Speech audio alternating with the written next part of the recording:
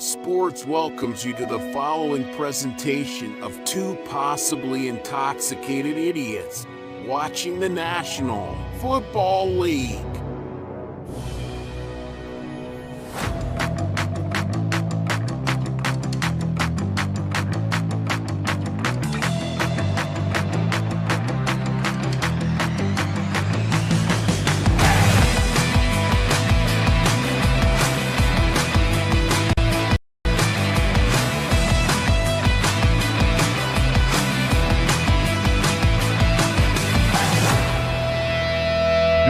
The one time the NFL starts a game on time is when I'm getting here right on time. It is 7:30. It's your boy King. Welcome to Stay-Tuned Sports and Monday Night Football. As the Jacksonville Jaguars take on the Buffalo Bills, the game's already started because I didn't get here at exactly 7:30. So that's on me. That's my fault. Apologies to everybody. The Bills did get the coin toss. They got the opening kick, so that possession goes to them. It is the first quarter. We've missed one play, which was a nice little pass to James Cook down to the Bills' 49-yard line after a dynamic touchback. So that is where we are. And Josh Allen back, looks, throws.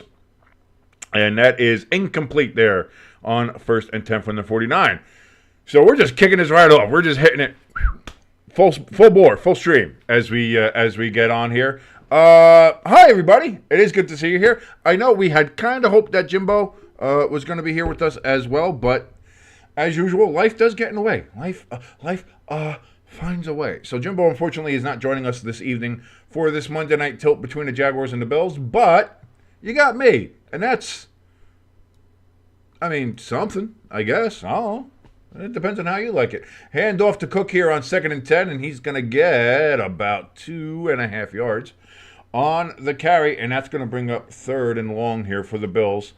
As, again, we've just started, 14:07 left here in the first quarter. Great to see everybody. I'm glad you're joining us here. If you are joining us, thank you so very much. If you like what you're watching, like, share, and subscribe. Can't tell you how much that stuff helps. I know you hear it from all the YouTube creators, and they're always like, oh, they always bombard you with the like, share, and subscribes. But YouTube punishes you if you don't, and it really helps. The likes help us get in the algorithm. The subscriptions are going to help us get closer, hopefully, to monetization, so that helps us out as well. 3rd and 7. Josh Allen passes again to Cook. Cook has been, seems to be the guy that they have wanted to get all the touches to. He is going to be short by about 2 yards. And it does appear that the Bills are staying on the field.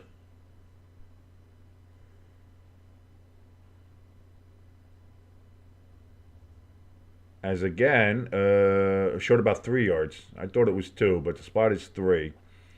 They're kind of in that in-between spot there where you want to go ahead and make sure. You're not sure if you're going to punt it and it's too far for a field goal. Josh Allen takes the snap back, looks, throws out to his left, and that's going to be caught for a first down. Shakir with the reception, number 10. And the Bills convert on 4th down, and they keep the chains moving. Trevor Lawrence had his helmet on a little too early. He was looking to jump into the game, getting ready. But you can sit back down, Blondie. You're not coming in. Not yet, anyway, because it is 1st down and 10 for the Buffalo Bills. Woo! Didn't even get a chance to come on here and talk about all the craziness that was Week 3 here. Again, we got another pass to Shakir, this time to the right side. Tiptoes his way, and I think that's another Bills. 1st down. All of a sudden, Bills moving the ball here on this first drive, looking real good, real sharp here. Looking to go to 3-0. Jaguars trying to avoid 0-3.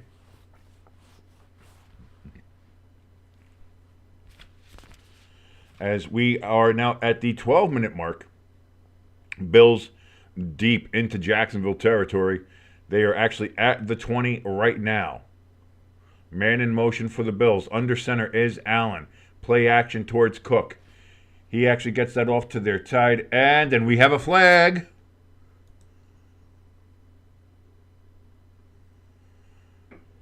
Knox with the reception, but a flag was immediately thrown up on the hit and tackle. Let's see what the call is, and if we get to add to our flag number immediately. We have a legal man downfield on the Bills, and that'll be flag number 1 of an accepted penalty. So there we go. Flag 1, Bills. Illegal man downfield. Again, I was not a fan of the illegal downfield, like changing it to only a yard, and I don't know. I don't know. Like it's so hard to. I don't know. I don't like it. It seems to be punishing offensive linemen for no fault. Like they're. I don't think they're doing anything wrong. Personally, that's just how I see it. Anyway, 1st and 15 now from the 25-yard line. Allen in shotgun. Snap. Looks. Throws. Caught. And that's going to be caught there at the 16-yard line, looks about, is where the spot is. And that'll be, again, the Bills just making it work there for them. Curtis Samuel there on the reception for your Buffalo Bills.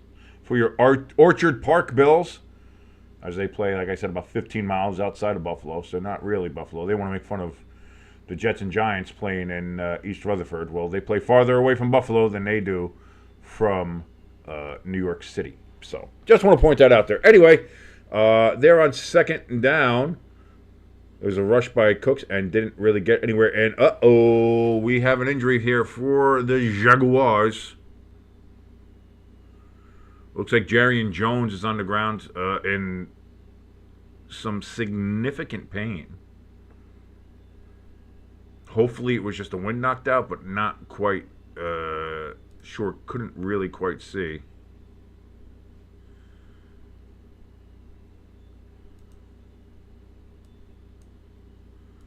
Oh, boy. Hope he's all right. Well, I mean, you never want to see people injured. You always hope people are all right.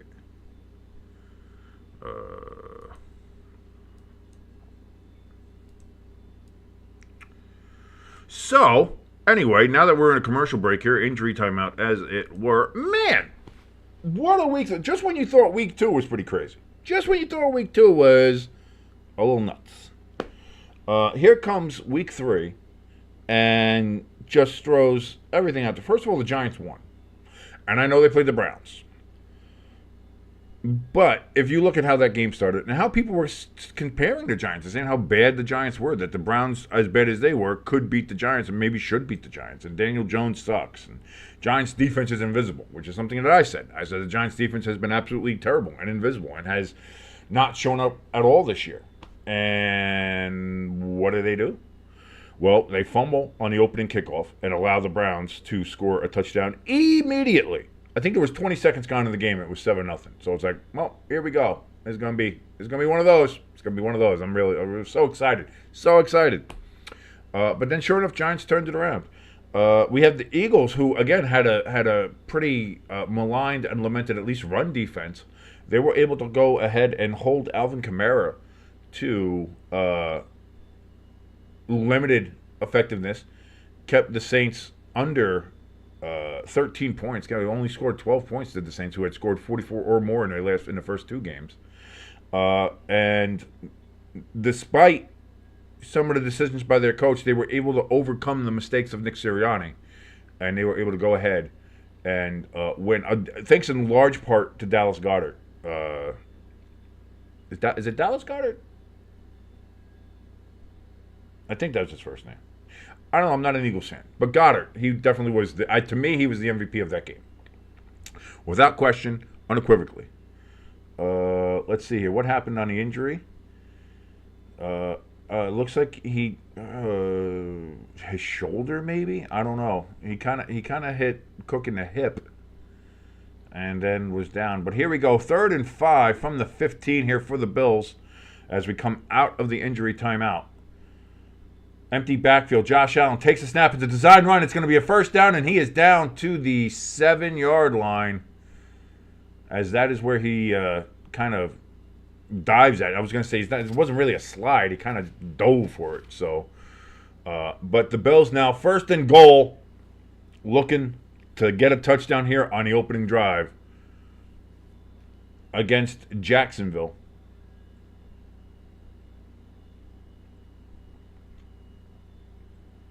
9:47 and ticking here in the first quarter as we look at a couple of goofy-ass Bills fans, part of Mafia. Love the Mafia, don't get me wrong.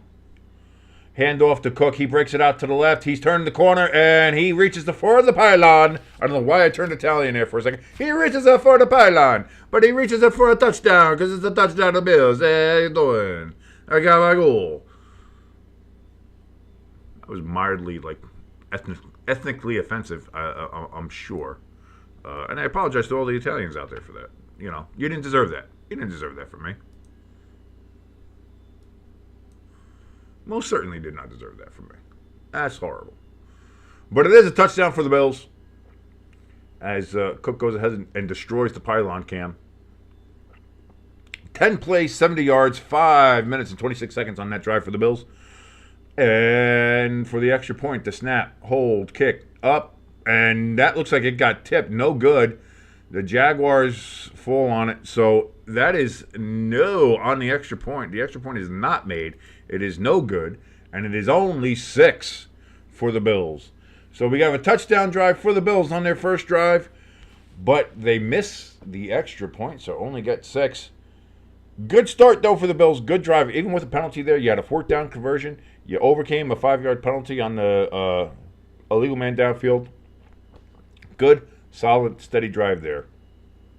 If you're a Bills fan, you're pretty happy. I would say so. That's what it looks like to me. I think you'd be pretty happy with that result starting off in this game. Now, we talked about the Giants. We talked about the Eagles and how they played against the Saints. Hey, congratulations to Bo Nix on your first victory in the NFL as Denver goes and shocks a lot of people by going down to Tampa Bay and murdering the Buccaneers. The Buccaneers had no shot in that game. And I was not expecting that. I don't think a lot of people were expecting that. Buccaneers had a lot of picks on them. They had a lot of money on them, I think. And it just, again, any given Sunday in the NFL, you're never quite sure. But a hell of a game there from the Broncos. So good for them, and they're off the winless schneid, and they're 1-2, same as my Giants. Speaking of 1-2, now listen, I will give them credit for making one hell of a comeback and almost pulling it off. But what is going on with the Dallas Cowboys? What is going on in Arlington, Texas? Because I got to tell you, folks, again, that was going to be a game of desperation between the Cowboys and the Ravens. And you kind of wanted to give the benefit of the doubt to the fact, the Cowboys are at home. They're at AT&T. They had gotten embarrassed the week before by the Saints, and you're like, well, there's no way they're going to allow that to happen again. They're not going to do that again. They're going to make sure Micah Parsons is going to have that defense ready. Coach is going to have that defense ready. They're going to be ready there to go ahead. It's not going to happen again. It happened again. Now, granted, they did come back. They had an onside kick that they recovered, which is, pretty cool. And, you have all those other things. So, good effort, not giving up, and you can try to spin it any way you want if you're a Cowboys fan or a member of the Cowboys. Like Dak is telling people, oh, fine, jump off the bandwagon now if you want to. It's okay. Or, well, please do it. Whatever, however you want to look at it, however you want to spin it. But that game is a disaster. And now the Cowboys have a short week where they have to go and play the Giants, which some people might see as a get-right game, but you're going to be on the road, again, on a short week, so you have to travel, short week, and you haven't been playing your best against a team that all of a sudden might start feeling itself. It might start maybe playing above itself. And Malik Neighbors especially, who is just an incredible talent, as we saw yesterday during the games. Am I going to say here right now that the Giants are going to win that game? I'm going to hope they do. I'm not going to predict that yet. But I think it's a lot less dire than I thought it was 48 hours ago. I'll say that. First down for the Jaguars after a dynamic kickoff was only returned to the 22 there or something. But that's going to be caught for minimal gain there for the Jaguars. Trevor Lawrence 0-7 in his last 7 starts, 51% completion percentage. That's not gonna cut it, Trev. I can't believe. Like, people want to talk about Daniel Jones having the worst contract in football. I think once they gave Trevor Lawrence that contract, that was definitely Trevor Lawrence's. Second down, incomplete pass by Trevor Lawrence.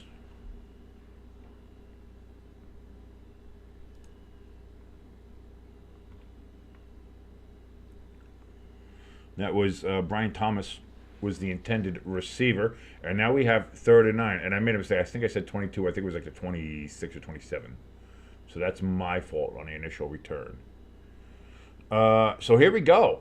Trevor Lawrence in shotgun on 3rd and 9 from the 26.5. Takes a snap, back, looks, throws over everybody's head. That's going to be incomplete.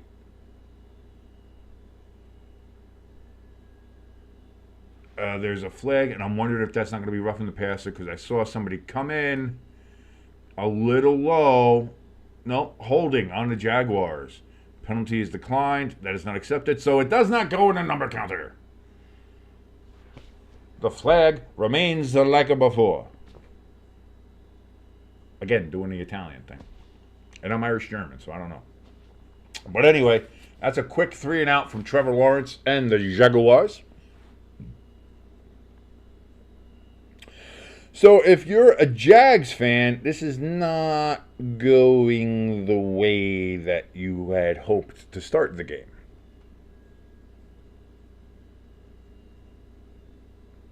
And there's the punt. Oh, I had forgotten to move the possession arrow this whole time. I thought I did, and I didn't. I was too busy talking. And it's going to be returned by the Bills, and that's up to the 30 and to the 34-yard line is where the Bills will start their second drive. As now I'll officially move it back over to the Bills, even though I hadn't moved it before because I was too busy talking about the week that was the Steelers 3-0. And that's why the Ravens were so desperate to get that win in Dallas yesterday. In Arlington, sorry. Was that you have the Steelers off to a 3-0 start, beating the Chargers in Pittsburgh. Justin Herbert left the game in the second half, as Jim Harbaugh said. Once he saw that he limped, once he saw a limp, he was taking him out. He said that was already in his head. That was it. If something happened, he got up and he saw a limp, he was pulling him out of the game, and sure enough, he did. So, and that was again though. Like I know some people are going to be a little iffy on the Steelers because of their and again their offense is playing better than it did in Week 1. Justin Fields is looking better and better. He's like progressing every single week here. Again, he's not playing gangbusters. Nobody's going to say he's an MVP candidate, but he's playing well. He's not making mistakes, and he's letting that Steelers defense do what it does. And that's what I mean is that Steelers defense is going to be what wins them games. And I think it unquestionably already is the best defense in the NFL. And I don't care what numbers you can try to look up and find other numbers that maybe say it's not, or maybe another team has got better in some stats or something other or whatever. But right now, I think the Steelers defense, unequivocally, to the eye, the old eyeball test, the Steelers defense is the best defense in the NFL right now. And on the strength of that, if that defense and the Steelers keep on playing the way they're playing, and Justin Fields keeps on playing smart game management football, look out for the Steelers. Again, they already have a 2-game lead on the Ravens. And again, later tonight, the Bengals need to get a win. They are desperate for a win to try to stay in that race with them. Because otherwise, they're going to be 0-3. They'll be behind even the Browns. Because even the Browns have a win against these Jaguars, which we're watching right now. So, lots of intrigue already to start off early in this season. And again, so weird. It's been such a weird. Just these first 2 weeks have been, the first 3. I'll give it. The whole 3 weeks have been weird. And just when you think you know what's going on, you don't. First down We have a pass off to the right here. And that is going to be to Samuel there, and that's going to be a gain of about 7. I want to say 7. So again, Bills have the ball, looking pretty good here.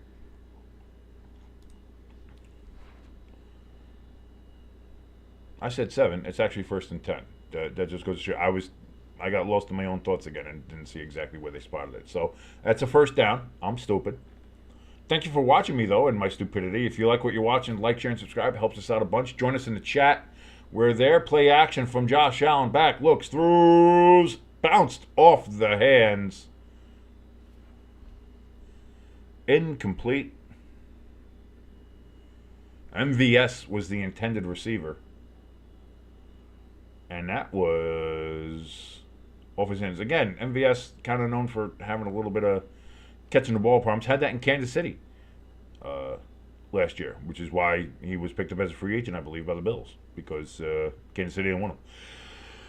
7:50, 2nd and 10 here in the first quarter.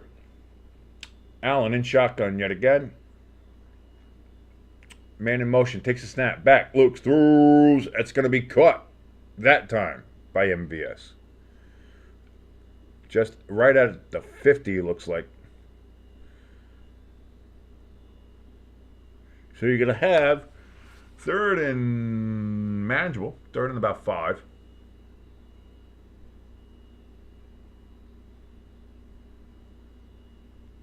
Or 3rd and a long 4, as they're calling it here.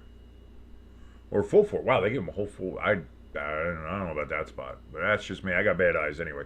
3rd and 4. Allen takes the snap back, looks, throws over the middle. Got his tight end. That is Kincaid, Dalton Kincaid. And again, the Bills deep in Jacksonville territory. And this guy might be getting out of hand rather quickly here.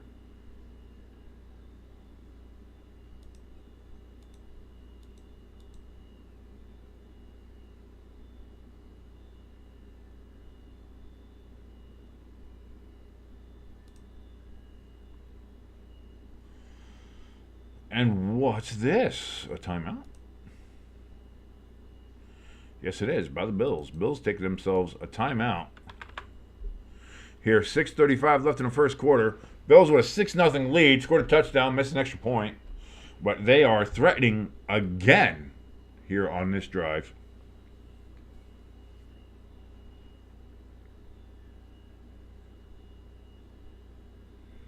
Jacksonville defense desperate to get a stop.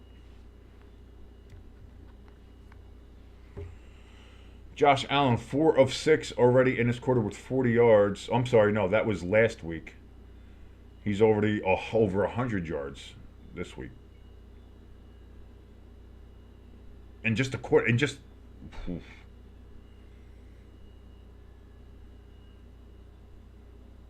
It's going to be a long day for the Jaguars, I think. Josh Allen back. Pocket collapses. Almost intercepted. He was getting pressure. Pocket collapsed. He threw it over the middle. Almost intercepted by, and I'm going to try to say the name. I'm going to try. I don't know how good it's going to come out here.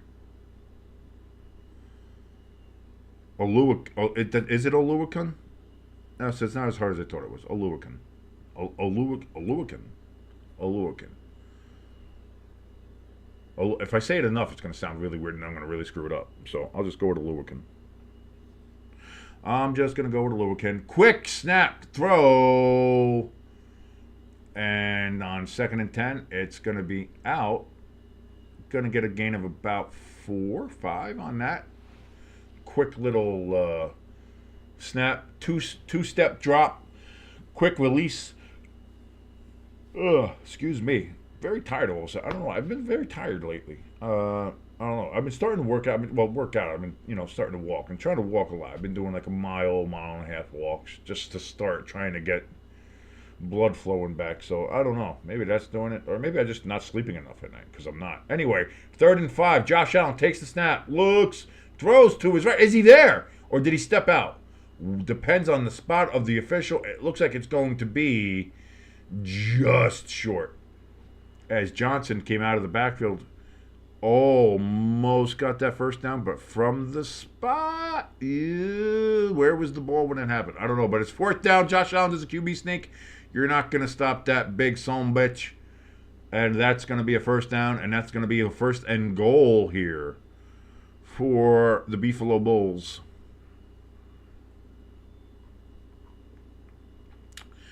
And this has a chance to open up real big here. Real quick.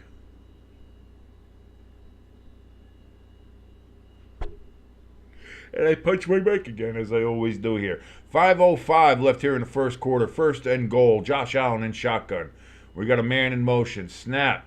Hands it off to Cook, and he's going to get stopped about 2.5 yards on the carry. So that's going to be 2nd and goal coming up here for your Buffalo Bills. The Buffalo Bills.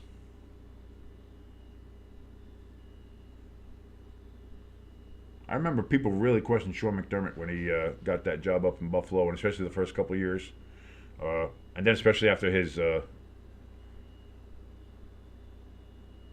let's call it odd, 9/11 pregame pep talk speeches. I have no idea about that. Josh Allen under center takes a snap.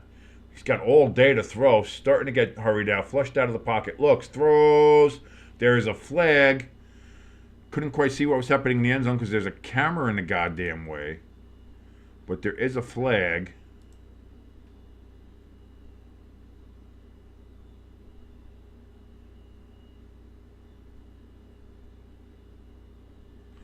Great job having a camera in the way of the camera trying to see what's going on in the end zone, guys. We have holding on Jacksonville before the pass was thrown. And we have holding on Buffalo. So those penalties will offset and the flag counter will remain at 1. And we're just going to pretend that down never happened. Ooh, never happened. You remember no play. It's non-existent. It's 2nd and goal again. Just mysteriously, time has gone off the clock, but you don't know why. Again, 2nd and goal. Let's just redo the down.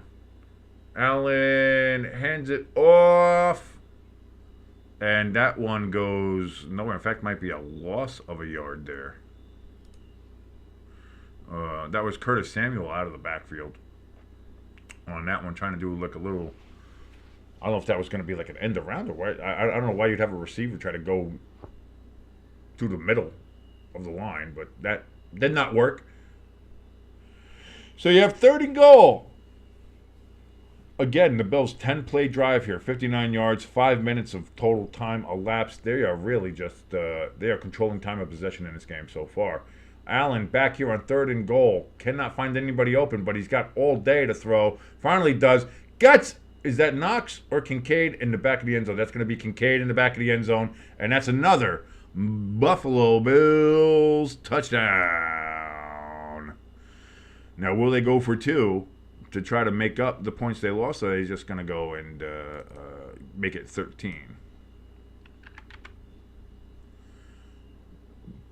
Looks like they're coming off the field.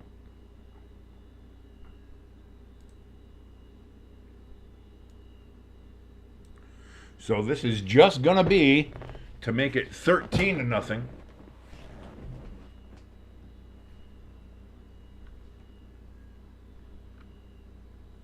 As we see Josh Allen and celebrate. Snap, hold, kick, up. This time it's good, and it is a 13-0. Buffalo Bills lead over the Jacksonville Jaguars as this looks like the early stages of a blowout. So we'll see how it goes.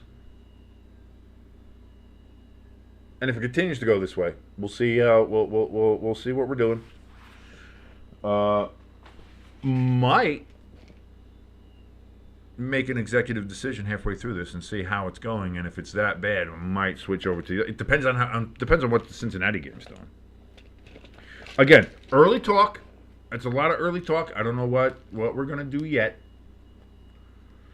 I don't want to sit here and say it's something inevitable that's going to happen, and maybe Jacksonville can come and make a game of this.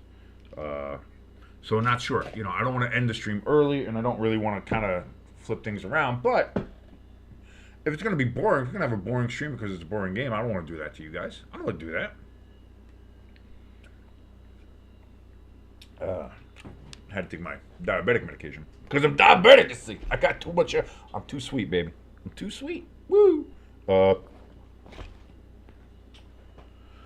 Anyway, what else was there? I know that we were talking about other stuff. Just other crazy things that had happened in week 3. I know some of the results, and I know they're crazy results because I only had 5 wins in my picks, and I'm usually very good. I'm a very astute football picker. Not really. No, I'm not very good. Apparently, I'm just not good because apparently. In week 1, I had 5 overall wins, and so far here in week 3, I have 5 overall wins. And last week, I only had 7. So, not doing great when it comes to the football picks.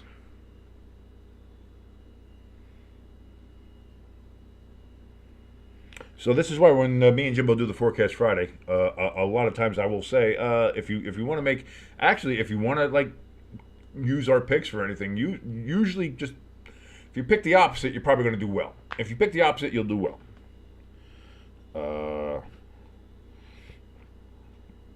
But what do we have? We had the Chiefs-Falcons game last night, which actually was fairly entertaining. I wish, because I had picked Atlanta in that game, and that would have helped me at least have 6 wins instead of 5 in my picks. But I was really hoping that Atlanta was able to pull it off, especially since Taylor Swift didn't show up.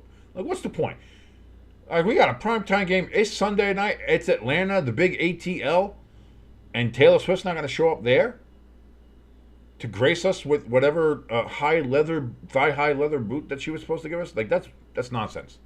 That's nonsense and shenanigans, and I don't like it. And I don't care. I don't much care for it. I feel like Taylor Swift has abandoned us, the NFL fan. Right when we're starting to accept her and accept her into our hearts and with our love. And she just poo-poos us and abandons us like that. Unbelievable. But still, again, we talked about the Ravens and Cowboys. Cardinals did hang with the Lions. I'll give them that. I think the Cardinals are going to be sneaky good this year. They might be a wild card team. This year. Keep an eye out for them. I don't know, the 49ers, and again, that was the injury bowl. So it is what it is. Neither team was really that great. I was starting to see some fog there. And Buffalo, first down for the Jaguars, they hand it off, and that is going to be a gain of a yard, if they're lucky there, for Travis Etienne. And it's going to be second down here. How, if you're the 49ers, you blow that game? I don't, even with your injuries. Because, listen, the Rams are just as, if not more, injured than you are. So everybody in that game had injuries. I'm not going to listen to injuries being an excuse. You have to catch the ball when it's thrown to you, Bell. And your defense, that's inexplicable. And right now, the Niners are 1-2. They're in a terrible hole. Second down here. Pass from Lawrence. That's going to be completed for about a gain of 8.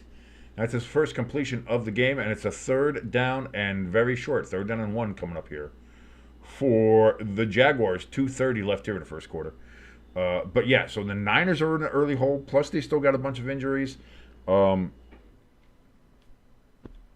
great. Now, what is their future schedule? Let me pull that up. Okay, they play the Patriots next, so that actually that's a what you would consider a get-right game. Trevor Lawrence takes the snap. He's looking to get to the first down, runs it himself, but he's going to be short. So you have 4th and inches coming up here for the Jaguars. Are they going to go for it? And they are. Are they? Yes, they are. Jaguars, 4th and inches, going for it. Only one fourth down conversion try this year, and it was no good. So here we go.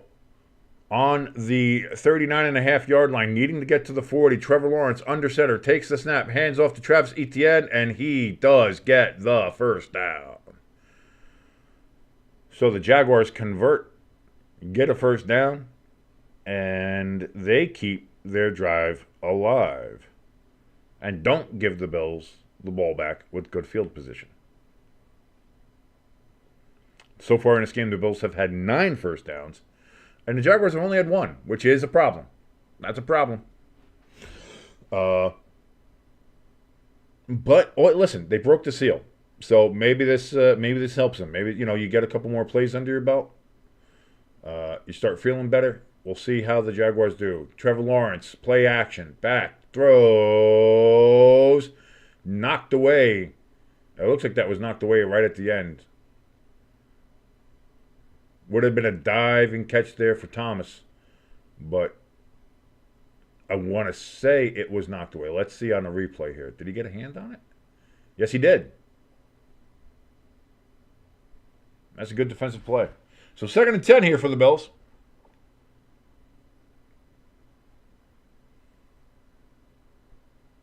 Enough for the Bills, for the Jaguars. What is wrong with me? Again, tired a little bit. It happens. Snap, handoff to Etienne. Etienne driving his legs. He's just pushing the Bills back. And that one's going to be a gain of about, I want to say 6, maybe 7 with the extra effort. 20 seconds. That might have been the last play of the first quarter. And we have another 3rd down coming up. But that's going to have to wait for the second quarter. As 5, 4, 3, 2, 1, the clock expires, and we go, as it looks like they were trying to snap it at 1 or 2. Maybe they're just trying to get the Bills to jump. I don't know. But we had the end of the first quarter, and which was completely dominated by the Buffalo Bills in time of possession, in first downs, and in the scoreboard. 13-0, Buffalo over the Jacksonville Jaguars.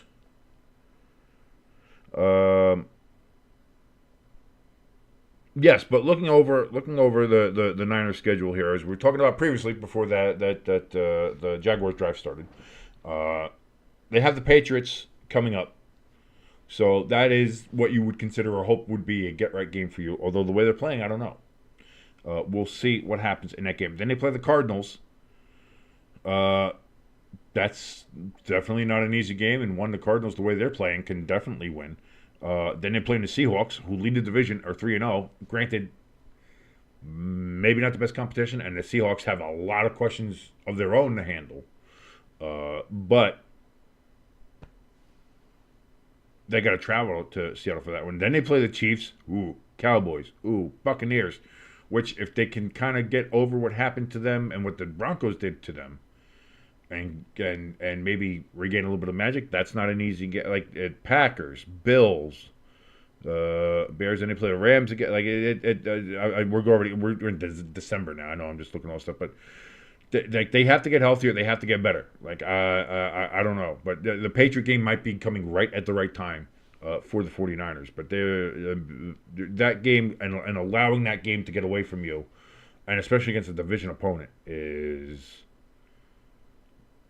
almost inexcusable, especially when you're supposed to be the what I have classed as the class of the NFC. You can't do that. I want to thank you so much for joining us here. If you like what you're watching, like, share, and subscribe. It helps us out immensely. I've explained it a million times, as every YouTuber does, and I know it's a pain in the ass to hear us bullshit it and blabber on about it. But YouTube kind of punishes us if we don't. So that's what I mean. It's the likes help us get in the algorithm. The shares help us in getting other people here. Again, that helps with the algorithm and just helps with views and get everything here. And obviously the subscriptions help us hopefully get closer and closer to monetization. And again, our goal is to reach 100 for right now. I know before we started the season, we said if we can get to 100 for the end of the season, we'll be doing well. I would like to be able to get to that goal and reach that. And every single one of you who do subscribe to us, help us get there. And we appreciate every single one of you. A lot like our boy ELS. He's in here all the time. He's always in the chat. Like I said, if you want to come join us in the chat, come on, join us in the chat. And let's have some fun. We could talk. We could bullshit about your team, your fantasy team, just how life is going. However, what do you want to do? Chat's open for you. Thank you so much. 3rd and 3 here for the Jaguars. In shotgun. Lawrence takes the snap, looks, throws. That's going to be caught for a first down by the Jaguars. So they get 2 first downs in a row. Thomas with the reception.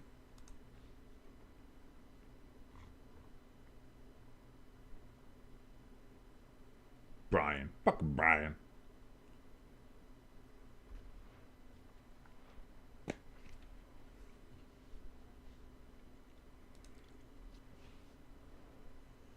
So 1st and 10. Inside Bills territory for the first time tonight. Handoff from Lawrence. That one is to Etienne. And gets about a gain of 2 on the carry. So Jaguars seem to be kind of doing a run-pass situation here. But that's, hey, listen. Whatever you got to do to get into the rhythm. Much like us asking for likes. We got to get into the rhythm. 2nd and 8. Lawrence under center now.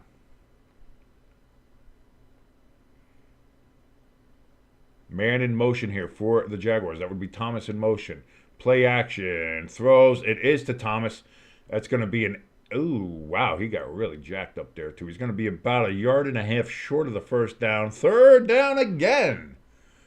Coming up for the Jaguars. Can the Bills get off the field on this 3rd down? Jaguars have converted a 4th down, a 3rd down. Looking to get another 3rd down conversion.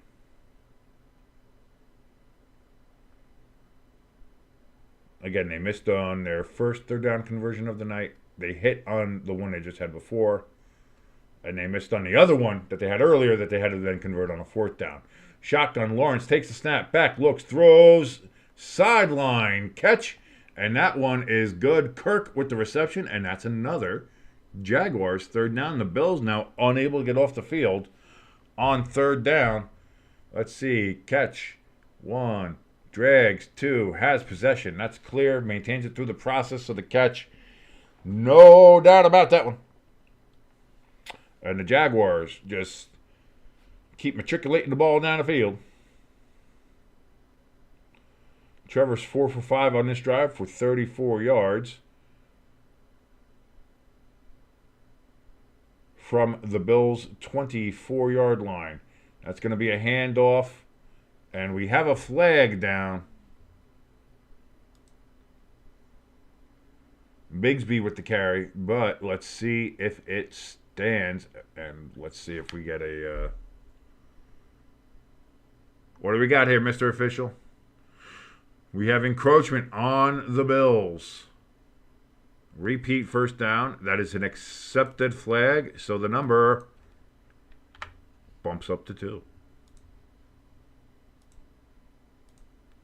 And that's where we stand right now. Suffer only 2 accepted penalties in this game. Which is good. Keep that number low. Keep that number low, refs. 1st and 5. Oh, excuse me. Again, you are super tired. I apologize. From the 19-yard line of the Bills. Under center. Lawrence hands it off. That was, I think that was Kirk again. No, that was Bigsby. Sorry. And it looks like he got the 1st down, but there is another flag. And Peterson's yelling.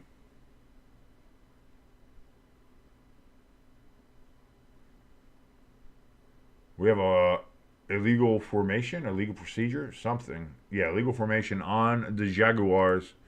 So that's going to negate that play, and it's going to bump them back 5 yards and back to 1st and 10. The only thing it also bumps is our flag counter up to 3. Just when I was like, it's nice and low, it's doing great. Got 2 straight right in a row there. I'm one of the dreaded illegal formation penalties.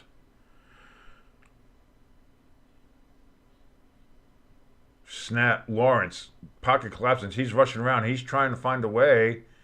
Gets the ball to his tight end, but that's going to be just to the back to the line of scrimmage. Hey, William in the chat. Nice to see you. Thank you for joining us here on Stay Tuned Sports as we're watching along here on Monday Night Football. William says, let's go Bills. I'm going to imagine that William is not rooting for the Jacksonville Jaguars in this game. I don't know. Something tells me about, I have a keen sense about these things. But let's see how the Bills do. They've already off to a great start here. 13-0, missed an extra point. But now the Jaguars are driving, have their first sustained drive of the game. 2nd and 9. Trevor Lawrence in shotgun, takes the snap, back, looks, throws, going to the end zone, but nobody around. Like, Etienne wasn't even looking around for the ball there. So not sure that was miscommunication or a bad throw or what was going on. All I do know is now 3rd and 9 here for Trevor. And what has been a good drive as far as converting third downs. They converted 1 4th down. They've kept this drive going when they've desperately needed it to at least keep their defense off the field for a little bit. But here we go, 3rd and 9. Lawrence in shotgun. The snap. He's back. Looks, throws again, looking for. Oh nope, out of bounds. Out of bounds. Incomplete. Davis with the attempted catch. He caught it, but he was out of bounds when he did so. So that'll be 4th and 9, and I'm going to imagine the Jaguars are going to go ahead and kick the field goal. Because Nick Sirianni isn't their coach, so they're not going to do any stupid shit. Because Nick Sirianni is an idiot. Snap, hold, kick. Is up, and that one is good. Splits the uprights, and the Jaguars are on the board. Still a 10-point lead here for the Bills. 13-3, 10:39 left in the second quarter. If you want to join William in the chat, you want to join me as we're watching this game, he's rooting for the Bills. Are you a Jaguars fan? Or whatever fan you are. You want to come in and bullshit with us how your team did this week? Good, bad, ugly, no matter what it is. How'd your fantasy team do? All that kind of stuff. Come join us in the chat. Like, share, subscribe. Hit that notification bell. That'll let you know when we have all our videos popping up. Tomorrow will be the countdown with me and Jimbo as we go over our top 12 power rankings. There has been some changes in my power rankings. I will say that. Some teams have moved down. Some teams have moved off. And we have a couple. I only put one new team on mine this week. So there's one new team. But there is massive movement on the old power rankings chart. We'll see what Jimbo has. Again, Jimbo had. I don't know how that man picks his power rankings, but to each his own, and that's what we do here. And some people have some crazy stuff that they like to put out there. So maybe you'll like to do it too. Maybe you're one of the people that has like a really weird wonky power rankings because you go week by week or how you do it. I don't know. But this will be ours. That's the countdown. Then of course the main show, the flagship show, Stay Tuned Sports on Wednesdays.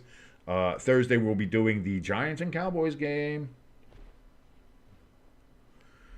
And whereas when we were watching the game on Thursday and I saw that the game was coming up and how I even felt on Saturday, like I said, 48 hours ago, not really looking forward to Thursday night. Now, again, I'm sitting here tonight on Monday night not saying the Giants are going to win. I would like that. It would be very nice. But I'm not saying that. But there's a chance now where it's like, maybe Cowboys not playing well. Seems to be a little bit of discombobulation there in Arlington. Short week. Played on Sunday. I got to play on Thursday.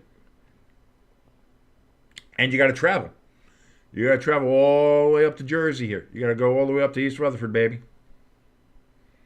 Stay at the Airport Hilton. Maybe there's a chance for the Giants this week. So you can join us as me and Jimbo watch that game on Thursday. It'll sure be entertaining as I probably melt one way or another, good or bad, the ugly. My mind is going to melt live on the air.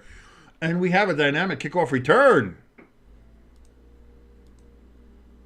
And it gets up to the 31. So about a 1-yard gain just for having the return. But at least we got something on the kickoff other than a touchback. So I like it. Let's go. And that is where the Bills will take over there at their 31-yard line. Let's check Twitter X, see if there's anything happening on the old social medias.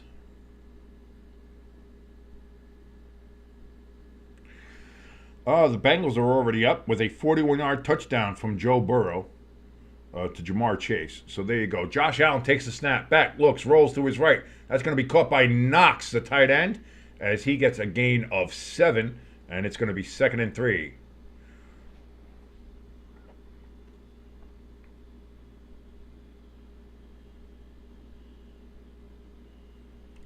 So the Bills started off looking great. The Bengals starting off looking great. 41-yard bomb there. Burrow to Jamar Chase. And Washington is already in an early hole in Cincinnati as the second Monday night game gets going here. 2nd and 3. Under center is Allen. Takes the snap. Hands it off. That is going to be only a gain of about 2. And we're going to have a 3rd and 1 coming up here for the Bills. So far, Cook has not been able to get anything really moving here for the Bills as of yet. A bit of a surprise. I'm not going to lie. I thought he'd be James Cook would be doing a little bit more here. Kincaid had a couple big catches, big yards, got a touchdown here for the Bills. And we'll see what happens here in the 3rd and 1. Under center, Josh Allen takes the ball, looks out of the backfield, throws it to Cook. That's going to be a first down. He's dancing around looking for more. Doesn't get it, but he's got more than enough for the first down, and that is what matters. Move the chains. Bills, first set of downs. 1st and 10. As we now see the highlight here, if you're watching the Bills game, they're showing the highlight of the Burrow to Chase 41-yard touchdown. Bengals, desperate need for a win. They have to win to try to keep up with the Steelers, try to keep up with the Ravens, and not be the only 0-3 team in the division, as even the Browns do have a win against these Jaguars, but they do have a win. So 1st and 10 from their own 48-yard line, 48 and a half really. Josh Allen back, looks, throws, gets Cook out of the backfield, and that's going to be another first down. And just when I said, oh, he's not having that great of a game, he gets it down to the Jaguars' 34-yard line. And that's a massive gain and another first down for the Bills as they're looking to go ahead and take another 3-possession lead here.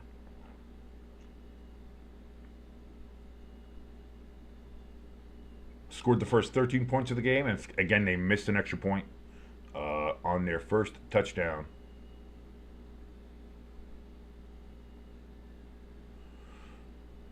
Allen takes the snap, hands it off to Davis, and he kind of slips and bounces around, loses a yard. You see him trying to almost wipe his cleats there on the AstroTurf, on the field turf, on the plastic, on the rubber pellets, whatever the hell they use there.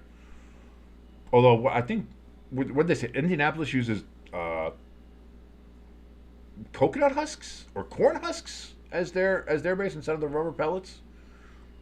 Which is kind of odd that they play at Lucas Oil Stadium and in the middle of like car racing country there, Indianapolis 500 and all that, and they don't use the ground up tires, they use corn husks. That's kind of cool. 2nd and 11, Josh Allen back, looks, throws, big ball down in the end zone. Seemed to be a little bit of miscommunication, didn't know which shoulder to look over, and it falls incomplete, and now it's 3rd and very long for your Orchard Park Bills.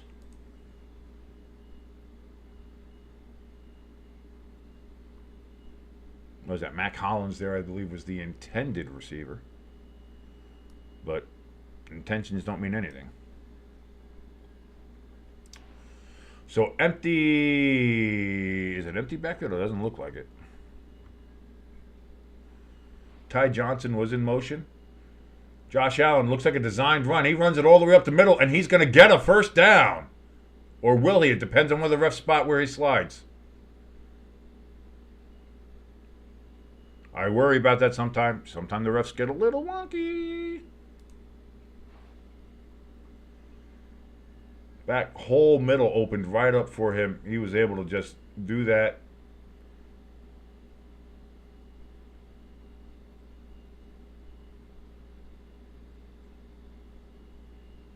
No, the Jaguars, their defense has kind of been getting chewed up all game here.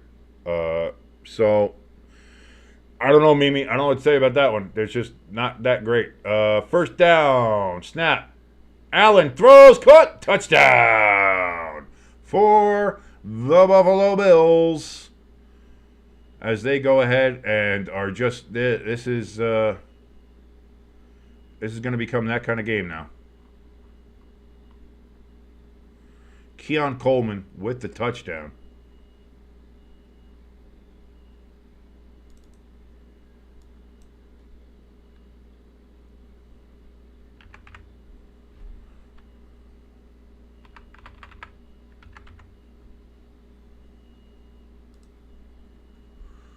Bills just running roughshod right now over these Jaguars. Snap, hold, kick is up, and it is good. And the Bills have a 20-3 lead here, Mimi.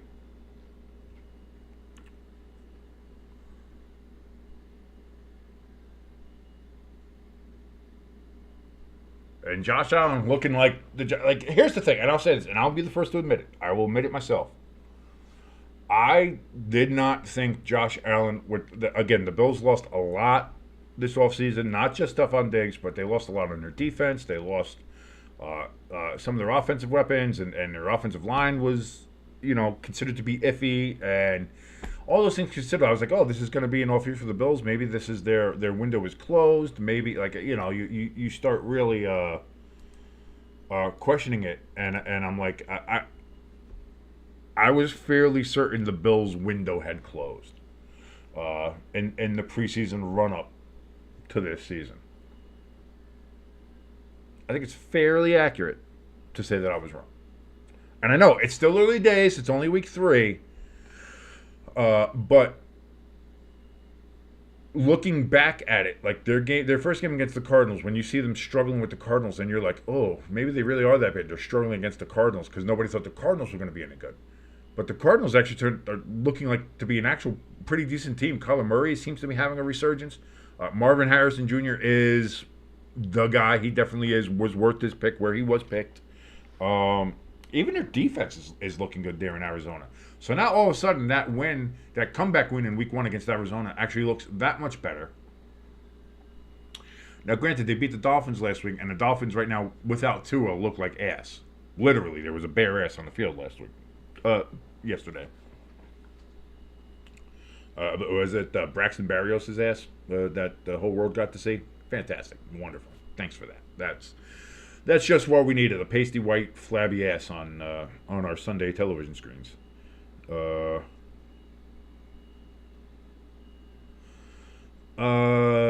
no, I'm saying here, like it's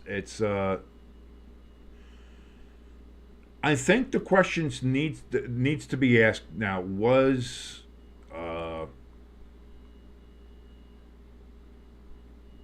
the Trevor Lawrence contract a mistake? Because I kind of said it was from the beginning. Jimbo was a little bit more forceful than even I was when I came out and saying that it was bad. Jimbo, my partner here that we do here on Stay Tuned Sports, big Eagles fan he is. No accounting for taste. What are you going to do? But he was very much of the sentiment of that's a bad contract that makes the Daniel Jones contract look good. And that might be the case here now. We have another dynamic kickoff touchback. I don't know why I had both teams' possessions on here, but it is only the Jaguars' ball. So, but Washington driving here on Cincinnati as they show a kind of a double box here. I think you have to start asking the questions now was that Trevor Lawrence contract the worst? Because last year was definitely a regression from him from the year before, and especially in the later part of the year where they kind of collapsed, where they had the division in their hands and they let it slip. And not only did they finish behind the Texans, but they finished behind the Colts too. First down for the Jaguars That's going to be a completed pass there for Trevor Lawrence to his tight end. Evan Engram, by the way, is not playing today. I know that I saw that he was listed out earlier. That was Brenton Strange there with the reception there for your Jacksonville Jaguars. But I think that question needs to be asked because I honestly think that Trevor Lawrence contract is bad. 2nd and 4 here for the Jaguars. That's going to be a running play, and they're not going to get to the first down. But it's going to be 3rd and short. So, again, 3rd and manageable. They've done well in 3rd and manageable.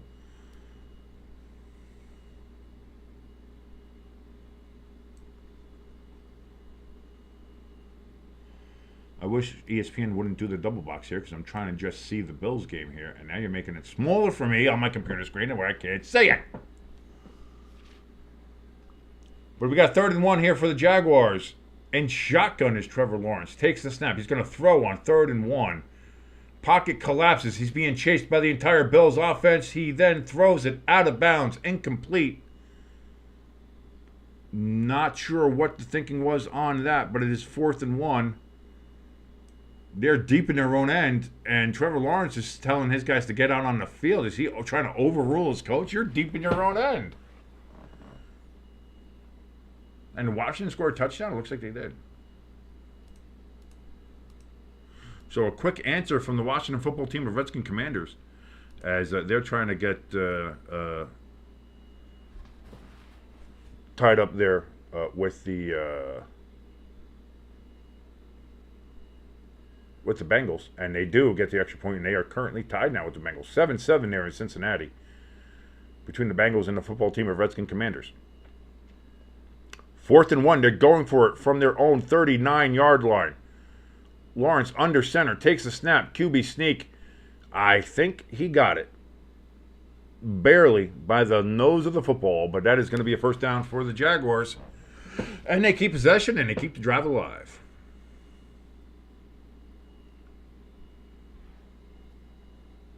Gutsy call. I'll say that. Gutsy call. And good execution there from the offensive line and from Trevor Lawrence, who I was just talking about as being maybe the worst contract of the quarterback contracts this past year. But 1st and 10 from the 41-yard line. Lawrence takes the snap. Play action. Has time. Throws over the middle. Overthrows, and it's intercepted. Damar Hamlin with the pick. Runs it over to the sideline, gets within Jaguars territory. Damar Hamlin with the pick. And just like that, now we talk about how Trevor Lawrence might be the worst contract that they gave this year. Just saying.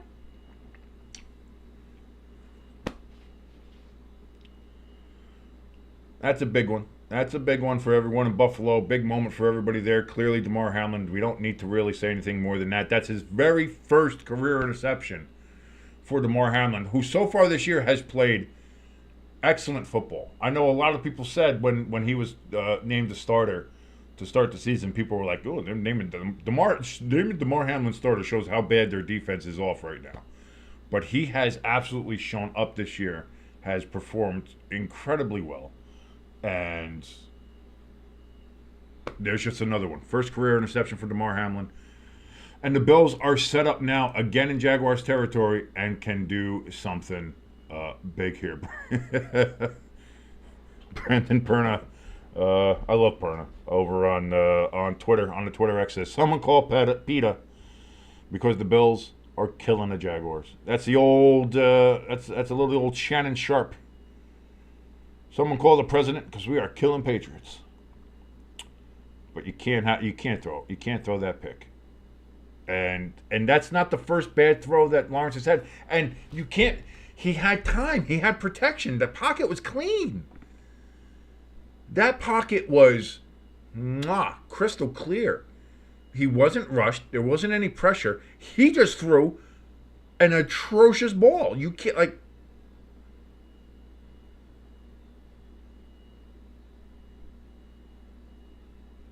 Listen, my quarterback's Daniel Jones. I know bad passes when I see them. But at least Daniel Jones, at least in the first 3 weeks, has progressed and gotten better each week. Week 1 against the Vikings, atrocious. Week 2 against the football team of Redskin Commanders, better. Much better, performed better. We still lost, but he played better. Yesterday, much better. Him and Malik seem to be connecting, getting a little bit of the hit there. But I got to tell you, I'm not sure what's going on with Trevor. But the doldrums and the regression that he had at the end of last year seem to be here with him to stay. And just spending all that money on him and saying, this guy's your franchise quarterback. And to have him be playing like this right after, like, again, I think that was a gamble and it was a bad one. I'm just, it just was with the way he was playing. So I don't know what, I mean, I can sit there and hammer that all night long, but we'll see what happens here. Again, 4:13 left here in a second. May I switch over to the Bengals game? I don't know. We'll see. First down and 10, handoff to Cook. And he fights and fights and fights. And he's going to get about 4.5 to 5 yards on that carry. If you like what you're watching here on Stay Tuned Sports, first of all, thank you so much for joining us. We really do appreciate it. You guys hanging out with us as we watch along with these games and just give our own thoughts and analysis. Is this the one that has Orlovsky calling it? Because, listen, I'm not going to toot my own horn. I don't think I'm any great shakes, and I'm not. You know, I make mistakes. I don't have the possession ball sometimes in the right spot. And, I'll get lost in the story and not pay attention to the play, and I'll miss a play. It happens. It happens. Still better than Orlovsky. Anyway, 2nd and 5. That's going to be a quick pass out there. What an entertaining-ass play. Quick little screen there from Josh Allen. He's able to head and get it out to Shakir. And he does a lot of jumping and spinning and acrobatics. And he's able to get the first down. So it's 1st and 10 now again for the Bills.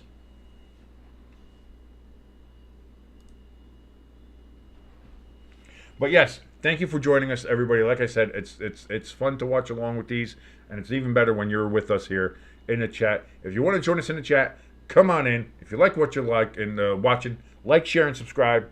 It truly does help out a ton, as I think we've hit the 2-minute warning in this game. It truly helps out a ton. The likes get us in the algorithm. The subscriptions help us get closer to monetization, so that me and Jimbo can say something stupid and be demonetized, which is really the goal, I think, of any YouTuber. Is to say something dumb and get demonetized when you get monetized. So, but we're hoping to get to that goal. Right now, our goal is 100. We just want to get to 100, and then we'll work from there. But right now, we're just waiting to get to the 100 subscribers. And for everybody who has subscribed to us, everybody who does watch us, everybody who follows along, who has us on their notifications, so you know when our videos drop, thank you so much. You guys have no idea what that means.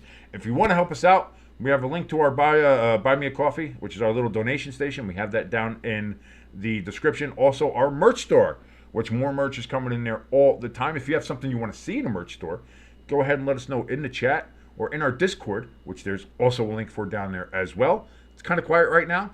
Again, we've just kind of started this YouTube channel, this YouTube phase of the Stay Tuned Sports podcast, and we want to thank you for kind of joining us early and getting us there with it. But if you want to join the Discord and make it a little bit more lively, get that place a little jumping, get that place being a fun place to be to discuss football and sports of all kinds. Again, Jimbo's big into the bare knuckle boxing, and I know he's big into NASCAR and UFC and other stuff. So I'm big into hockey. So it's not just football. I mean, football is kind of our main focus, let's be honest. But we also do like to watch other sports that are big in there too. So if you want to go ahead and do that, again, all those links down in the description. You can click them all. And we thank you for all that you do and for joining us here and watching us here on Stay Tuned Sports. As we get ready to start here from the 2-minute warning, we see the crowd giving their ovation and love there to Lamar, and rightfully so.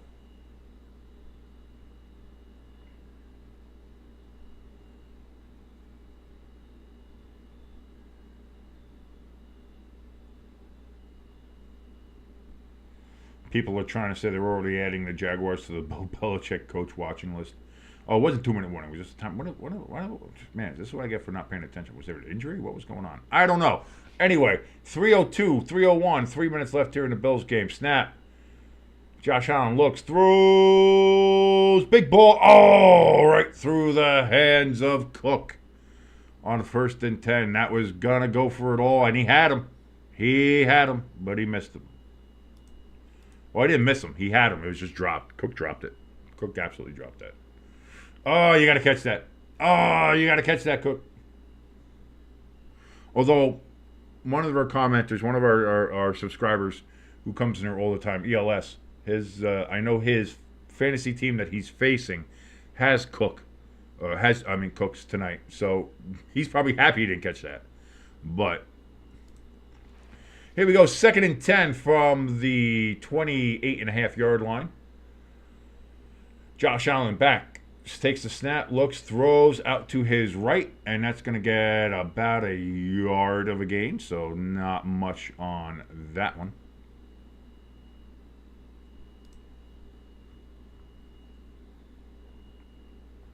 Ray Davis with the reception and 1 yard gain. 3rd and 9. Jaguars hoping, praying desperately to get a stop here. Hoping to hold them to just 3 and only be down 20 points. Ew. 2:15 left here in the second quarter. Play clock under 5. Josh Allen in shotgun, takes the snap, back, looks, throws. That's going to be caught. That's going to be a first down, and that's going to be a touchdown for Shakir. Oh, he takes a hit right at the goal line, but it doesn't matter. That's another touchdown for the Bills, and this game is officially a rout. Khalil Shakir with the 27-yard reception. And if you're a Jaguars fan, that's a long trip to make up there to Orchard Park. 15 miles outside of Buffalo. And Shakir he's got a little bit of a lean to him right now because he took a shot and a half at the goal line. But he held on to the ball. He scored the touchdown. That's what matters. As it is now 26. Snap, hold, kick, up, and good. And it is now 27-3.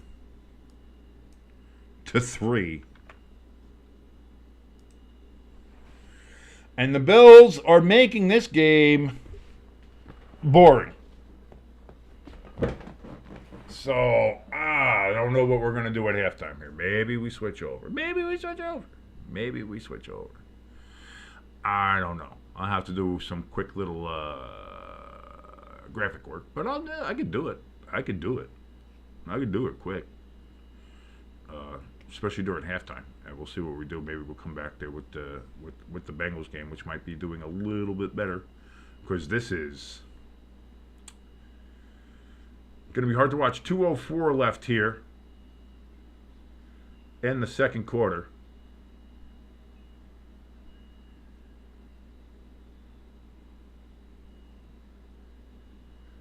And a DeMar Hamlin turnover turns into 7 for the Bills as we get ready for another dynamic kickoff.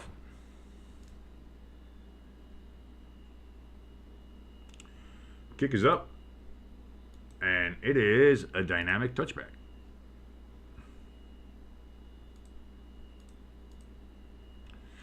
So the Jaguars get the ball at the 30 with 2:06 left, trying to figure out what to do in this game.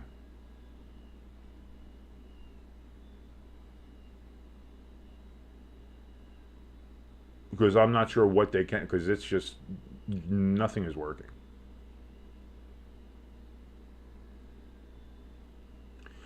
And a lot of it comes from, listen, that last interception, Trevor Lawrence has no one to blame for himself. The pocket was clean. He had time.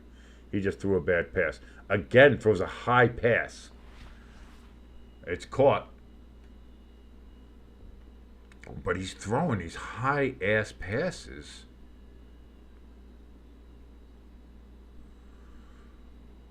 Parker Washington with that catch as we hit the 2-minute. Now we hit the 2-minute warning.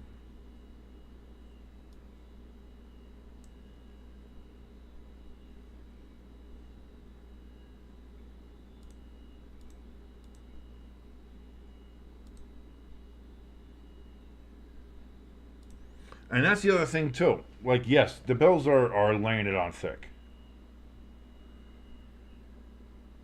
But is this like are we going to look at this as being too much of the like? Is this the Bills being this good, or is this the Jaguars being dog shit? I don't know. I do listen, and I said this before when I was talking about it. I was like, I was of the mind that I thought their window has closed before the season started, but seeing their first two games and how they played, and then kind of retroactively looking at that Cardinals win and saying it was definitely a much better win than it initially seemed, because we all had thought maybe the Cardinals were going to be dog shit, and I think it's clear that the Cardinals are not. I think the Cardinals, even being 1-2, I do think the Cardinals are a better team. Again, they took the Lions right down. They played a very hard, gritty game against the Lions. They destroyed the Rams, who then beat the 49ers in a comeback fashion yesterday. And again, they were leading the Bills in the first half of Week 1. And then the Bills and Josh Allen came storming back in the second half. 2 passing touchdowns, 2 rushing touchdowns for Josh Allen to go ahead and kind of take control of that game and win against the Cardinals. I think the Cardinals win is looks a lot better for the Bills. So I think it is a case of where the Bills actually are very good. But I also think we have to take into consideration that the Jaguars are dog shit. Or cat shit in this case.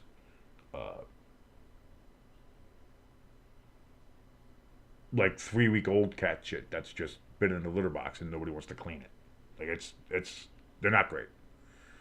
And I think Trevor Lawrence got that contract way too soon. I don't know why the Jaguars did what they did. If it was a panic move, if they didn't want to wait, for the to see if they wanted to do the 5th-year option on him or what the case was. But I think it was a bad. I just think it was bad. I just think it was a bad contract. But we'll see. 2nd and 4.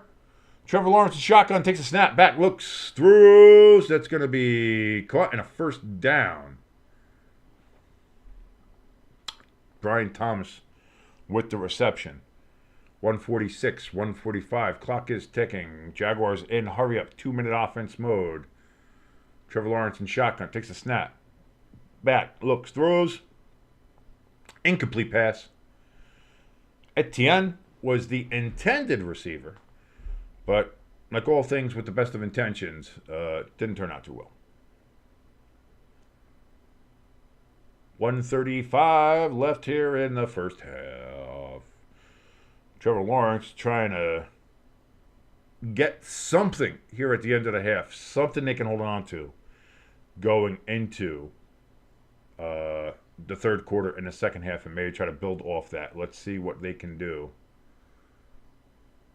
Takes the snap. Does Trevor Lawrence. Looks. Throws. Incomplete. It hit his tight end in the hands, but he was unable to hold on to it.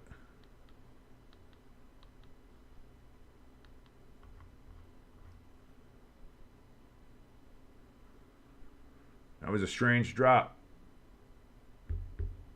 Because the tight end's name is Strange, you see. Jaguars have 108 drops since the start of 2021. That's the most in the NFL. The second most is the Chiefs with 82. That's a hefty margin. So 3rd and 10 for the Jaguars. Snap. Lawrence takes it. He is getting blitzed, but he does get away initially, but not the second time. He is brought down, sacked. Too bad your ass got sacked. And the Bills have the Jaguars in 4th and long. And if you're the Jaguars, you have to punt here, right? Like, you're not going for it on 4th and super long from your own 30, 6, 35, 34? Yeah, come on. Just be on 34-yard line. You can't.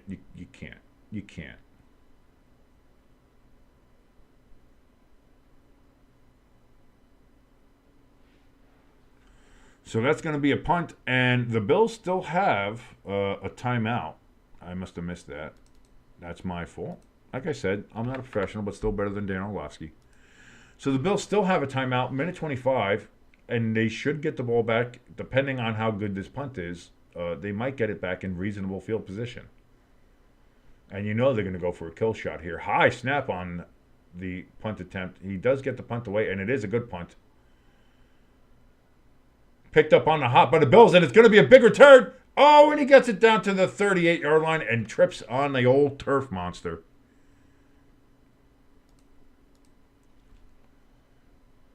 He was telling everybody to get away, doing the Peter. It bounced, but it kind of bounced right to him, so he picked it up and ran. It would have been down at like the 10-yard line, and from there, I'm not sure how much you could do. Maybe run it a couple times. But now the Bills have it at their own 38-yard line. That's not bad. The Bills, yes, they're showing 4 possessions, 4 touchdowns. You can't get better efficiency than that, folks. Let's be honest. You can't do it. Do they get number 5 here? Josh Allen in shotgun. Takes the snap. Back, looks, throws. That's going to be incomplete. It has to be incomplete. I don't think it was. They're saying it was a catch. We have a flag down, too. There's flags. Was it a catch? Was it a fumble? Was he down? Dogs and cats living together. Mass hysteria.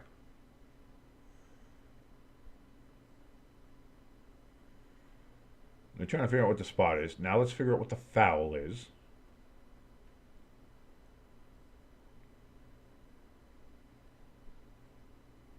Doug Peterson's not going to tell me. What do we got here?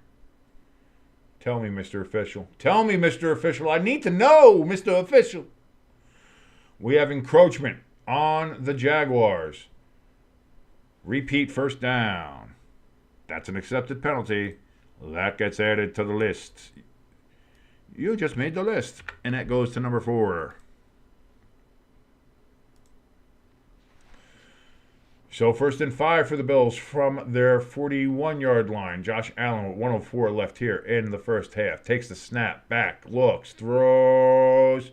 That's going to be caught out of the backfield down to the 50-yard line by Johnson. Little Johnson, big heart. It's been said about me a lot in my life. 1st and 10. Josh Allen takes the snap, back, looks, throws over to his right side. Looks like he was looking for Knox, but just kind of threw it out. Stops the clock. 41 seconds left. And it's only the second time in the last 30 seasons, including the playoffs, that the Bills have had a touchdown on their first 4 possessions. We're watching a rare thing here, folks. We're watching history. And 30 years ago, I was 13 years old. So I'm old as shit. 41 seconds. 2nd and 10. Allen in shotgun. That's going to be a false start there on the Jaguars. Free play. Oh, he just kind of throws it down the field. Kind of did a little pinball. Falls incomplete. But that is going to be encroachment on the Jaguars. That's going to bump the flag number up to 5 here. And again, the Jaguars just shooting themselves in the foot. Clock stops. 36 seconds left.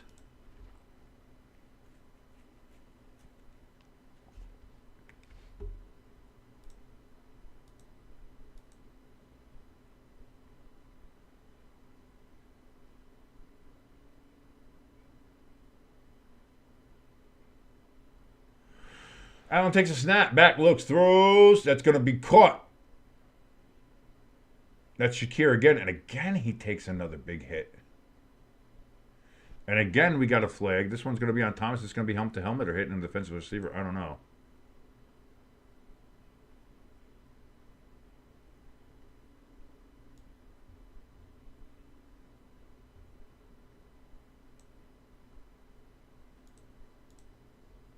Personal foul against the Jaguars. I think they're calling helmet to helmet or defenseless receiver there. So that bumps that up to now 6. Lowered his head. I don't know. I don't like it. I don't like it. I don't like the call. Washington The football team of Redskin Commanders have a lead on the Bengals. Oh no, you can't. We might be switching to that game.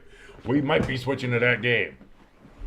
I gotta let you know, might be switching to that game.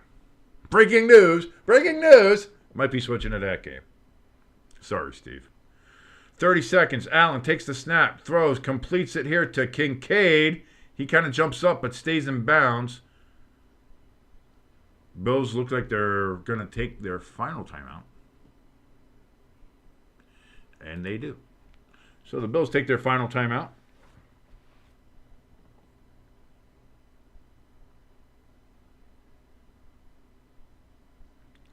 .24 seconds left. Bills are driving. Can they get another touchdown here? Washington with a 14-7 lead.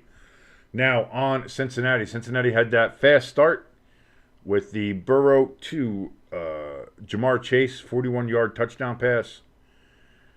And now Washington with 14 unanswered.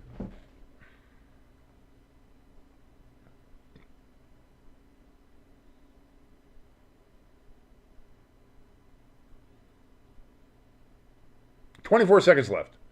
From the 16-yard line, Josh Allen, shotgun, takes the snap. Back, looks, rolls to his left, throws, caught, touchdown.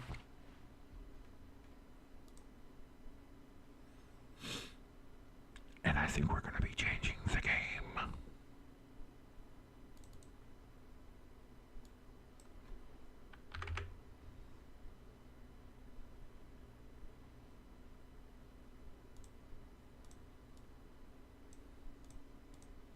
As it is now 33 and about to become 34-3. It's already a 30-point lead. And about to become 31. They might pull Josh Allen for the whole second half. I think we might have picked the wrong game here. Snap, hold, kick, up, good, 34.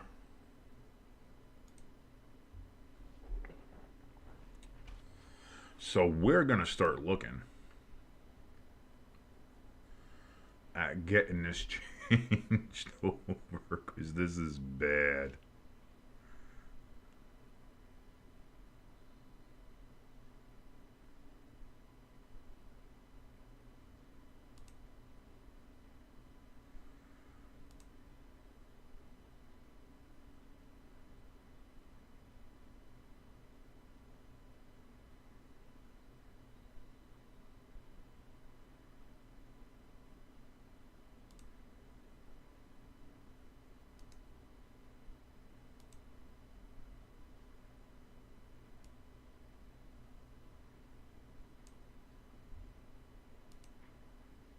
Oh boy, is this bad.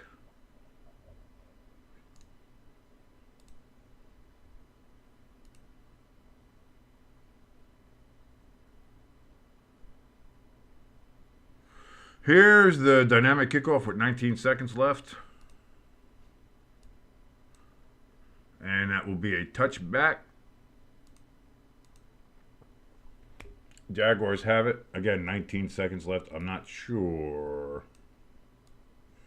They might just kneel on it. End the suffering here for the first half. This one can get bad. This one might get bad.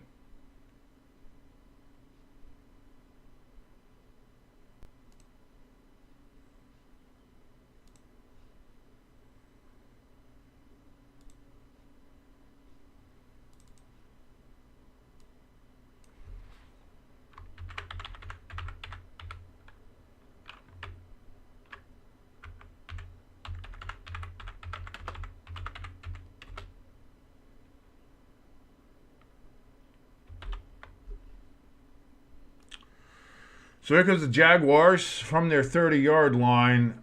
Trevor Lawrence takes the snap, fakes the handoff, looks, throws, incomplete.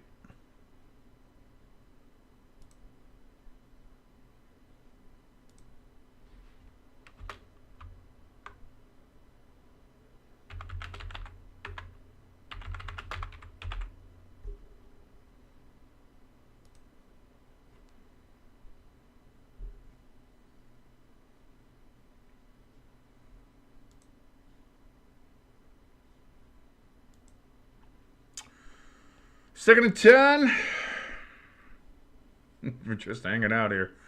14 seconds left. Trevor Lawrence takes the snap, gets a little bit of pressure. He does complete it to Etienne. No, is that Etienne? Yeah, it is Etienne. 7 seconds, 6. Then, and with 7 seconds left, they're going to stop the clock with a timeout here. Or the Jaguars.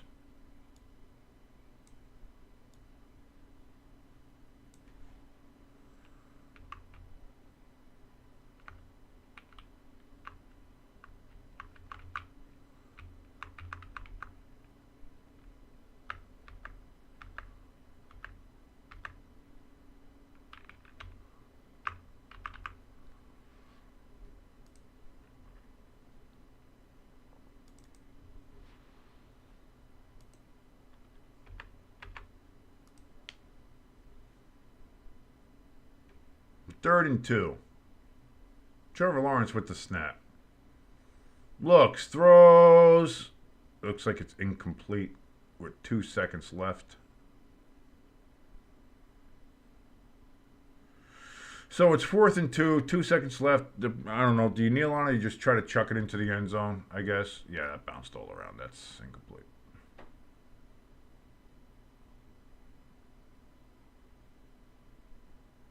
Shame, it's cut such a stinker. It's such a stinker. I was hoping for a little bit better, which is why I believe we're going to go ahead and we're going to switch to the Bengals versus football team of Redskin Commanders game. I'm going to change a couple things around here, take a quick break, and then we'll be back with that game. And maybe with his best pass of the whole half, Trevor Lawrence throws it out of bounds to end the game, to end the half. It is halftime. Thank God.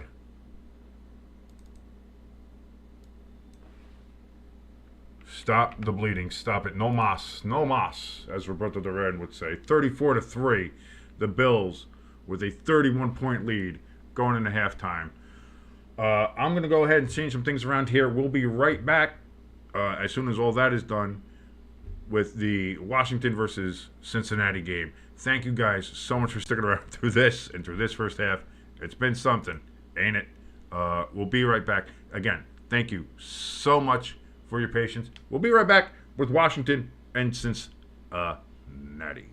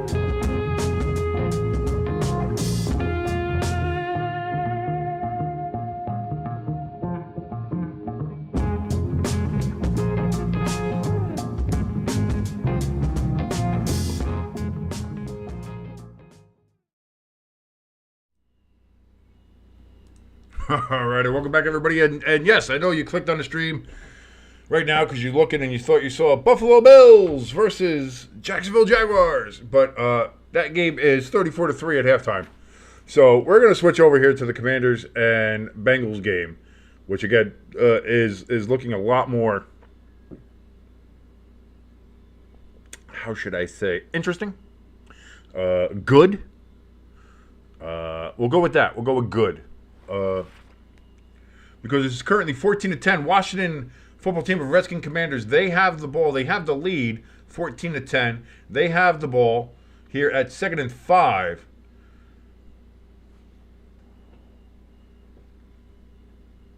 They just had a run play, and they're going to be about 3rd and 1 here.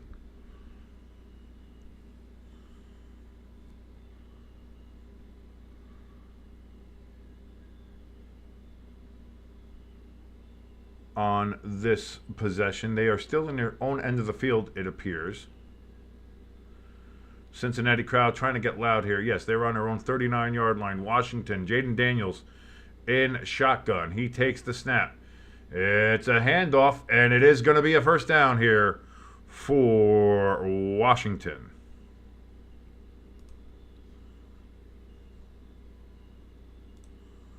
Let me go ahead and get some of this up there. Robinson Jr. there with the carry.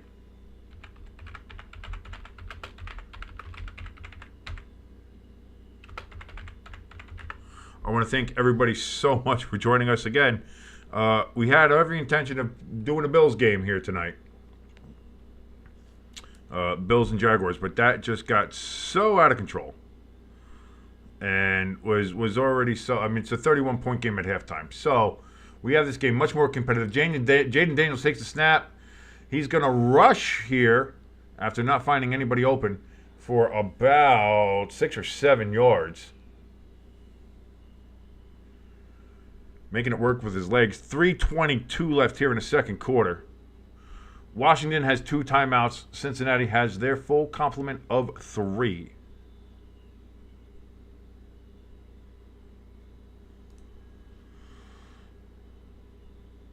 Second and 5. I thought it was 6 at 2nd and 5 here. 3 minutes left here in the second quarter. Jaden Daniels in shotgun. Takes the snap. He's looking to throw. Good pocket, good protection. Deep ball down the field. Wide open, caught down to the 4-yard line. Scary Terry. McLaurin with the catch. Big connection between Daniels and McLaurin. And Washington has 1st and goal. And they're threatening to take a bigger lead here against the Cincinnati Bengals.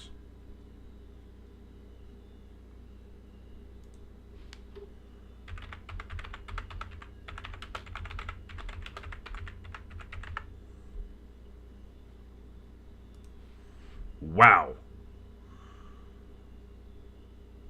Is Washington pretty good?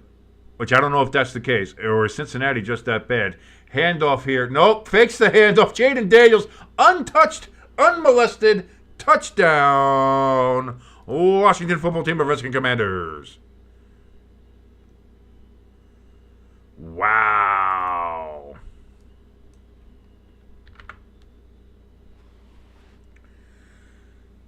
And the Commanders currently have a 20-10 lead, depending on the extra point, looking to take a 21-10 lead here late in the first half on the hometown Cincinnati Bengals.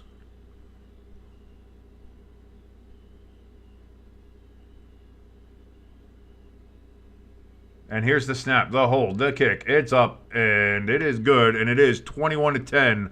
Washington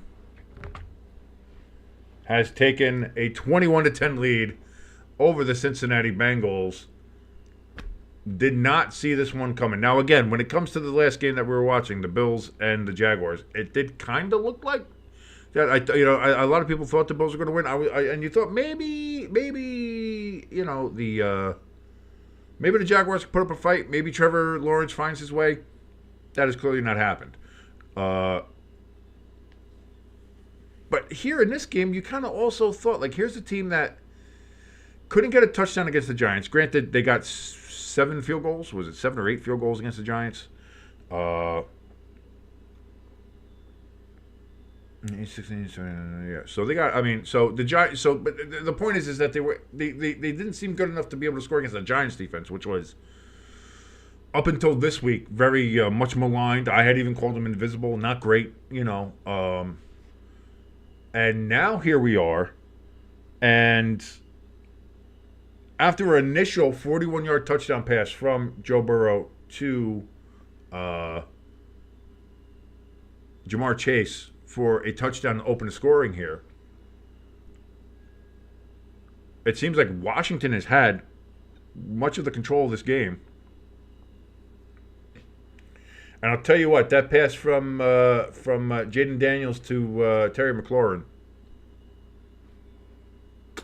that was pretty. And that's what I mean. They couldn't do this against the Giants, but they're able to do this against the Bengals. If I'm a Bengals fan, this is giving me worry.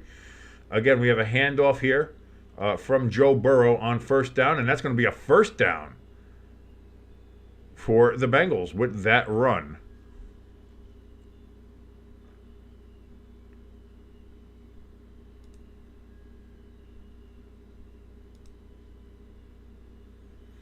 And we're at the 2-minute warning. 1:58 left here in the first half. 21-10, Washington currently with the lead over Cincinnati. Thank you so much to everybody who's joined us, whether you joined us for the last game, whether you're going to join us for this one now as we switched over. I know it kind of looks like false advertising if you're looking at the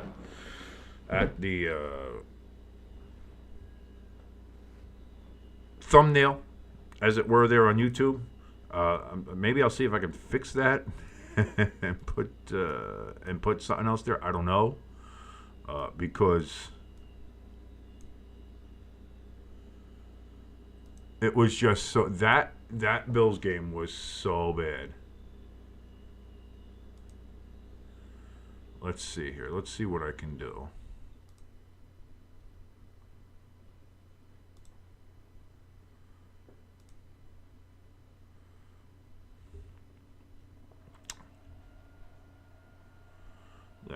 Let me see what I can do here.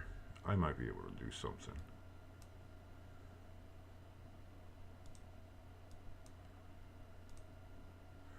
No, don't want to do that. Doing some quick graphical work here. Try to gotta try to do something. Try to save the night. You don't want it to be, you don't want it to be terrible. You don't want it to be boring. And I think that's the number one thing.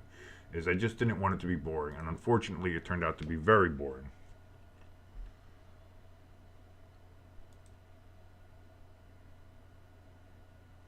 So let's see here. Let's see what I can do.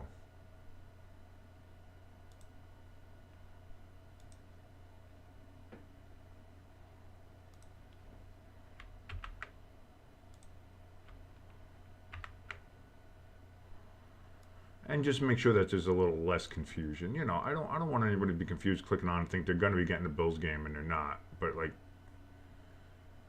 it's just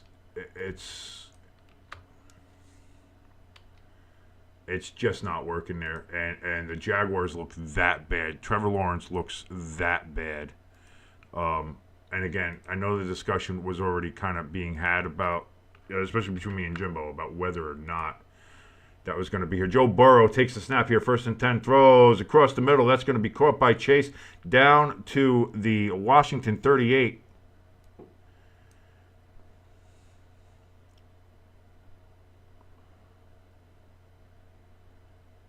Bengals trying to get some points here before the end of the half.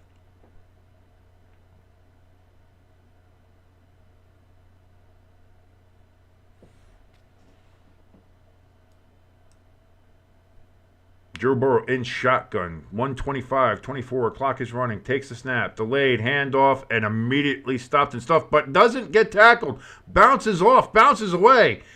And he's away. He gets the first down and is out of bounds. Clock stops. Wow. That's a bad play by Washington. You had him all the way back there. And Zach Moss, man.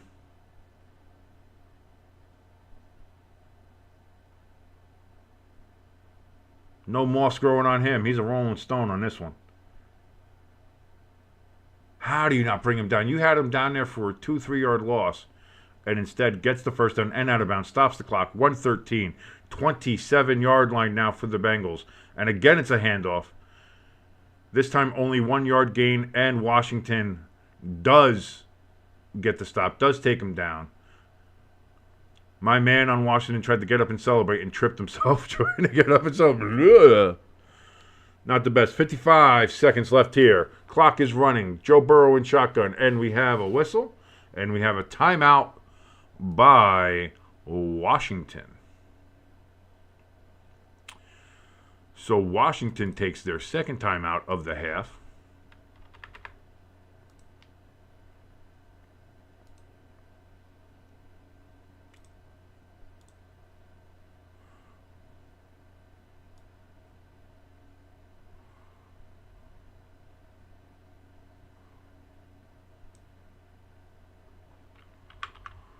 Alright, just getting all this stuff ready here.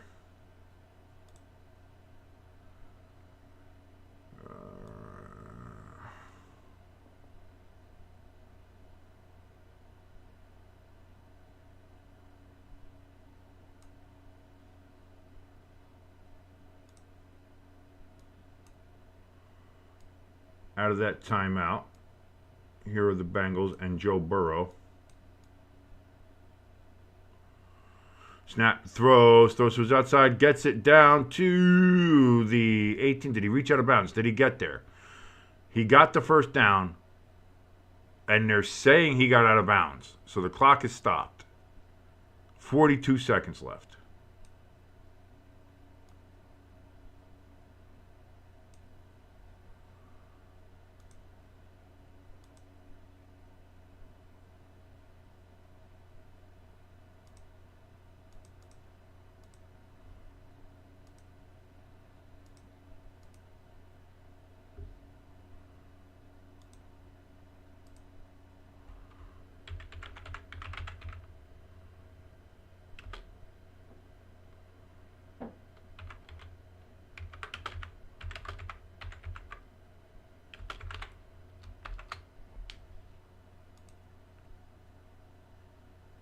Nope, that wasn't. He didn't get out of bounds. They just called a timeout. So that'll be timeout on the Bengals. So that's their first.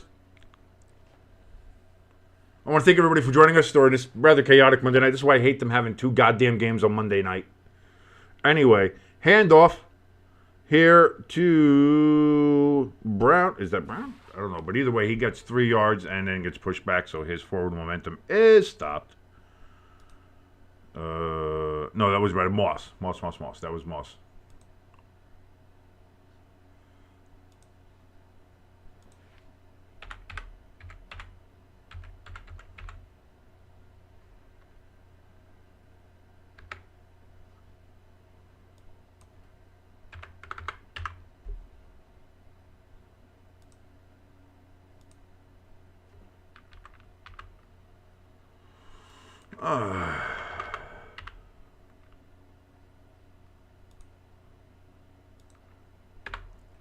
Bengals break the huddle. 2nd and 6.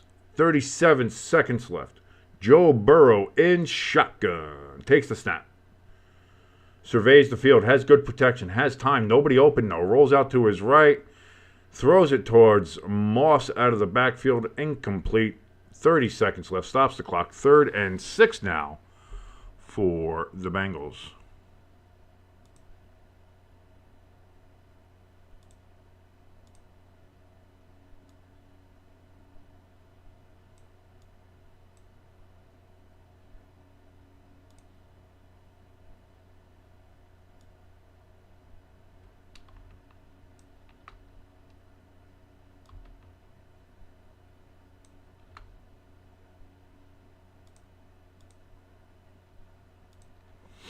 Third and 6. Burrow in shotgun. Takes the snap. Looks. Throws. Did he catch that?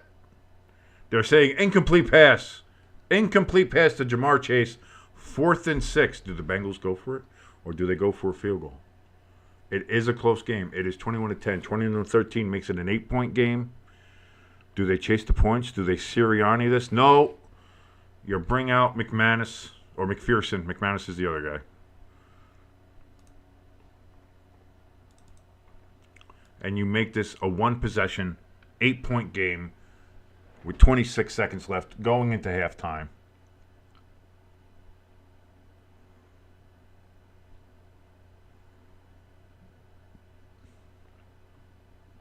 Snap, hold, kick, good. And the Bengals answer with 3 points of their own. And again, make it a one-possession game, 21-13. The football team of Redskin Commanders with that 8-point lead over the hometown Cincinnati Bengals. And again, there's going to be 2 games next week. Yay! Thanks a lot, ESPN.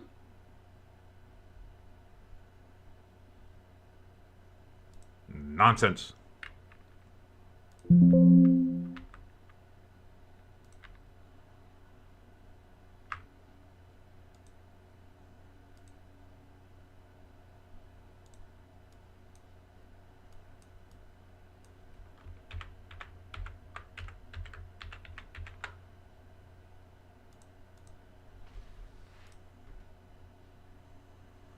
So there's that.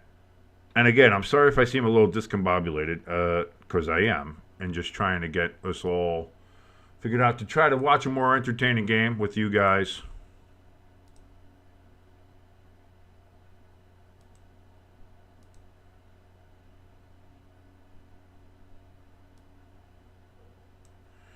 Dynamic kickoff is dynamically touched back.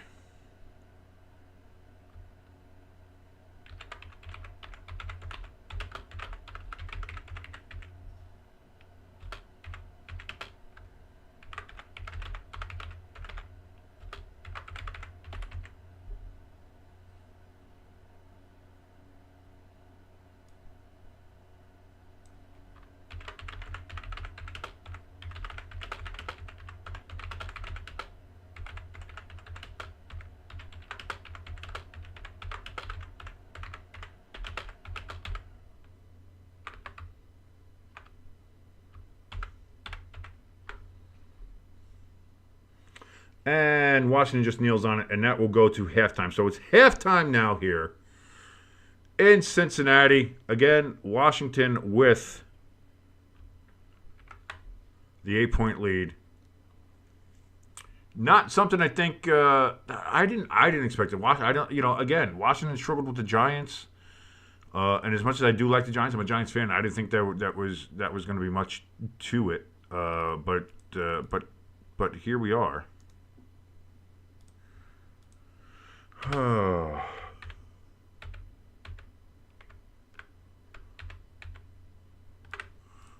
me go ahead and just fix some of this. Do a little of that. Do a little house cleaning.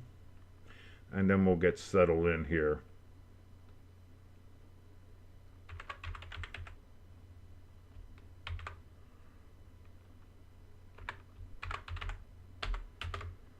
All right, we got a couple of hashtags in here.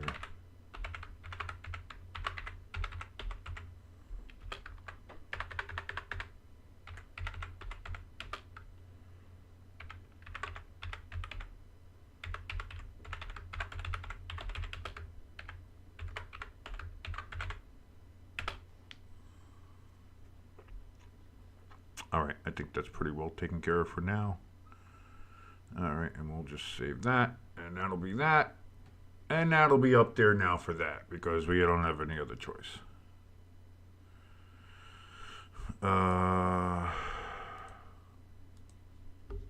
Boy.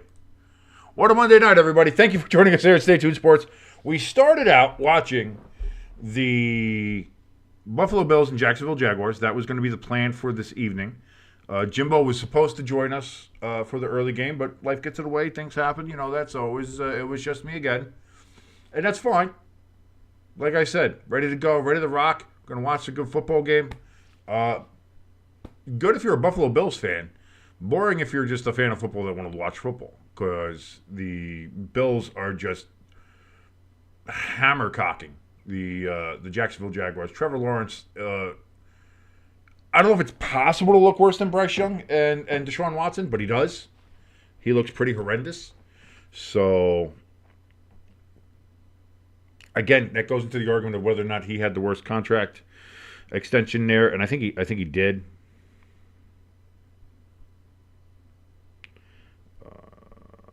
Big shout out to my nephew. Thank you so much.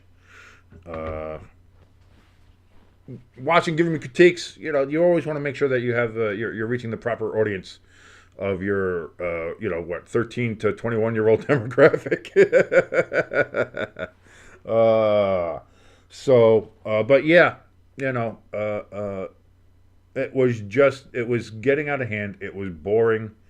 And I didn't want to watch it. I didn't want you guys to watch it with me. I don't want you guys to be bored with what we're doing here. And there's only so much entertaining I can do, especially when it's just me. Like, if Jimbo was here, maybe we could find a way to make it interesting and funny and everything like that. But, man, what a just awful snooze fest. So, and then you look over here at what's going on in this game, and you see, ooh, something's happening. Something's happening. So here we are watching this game.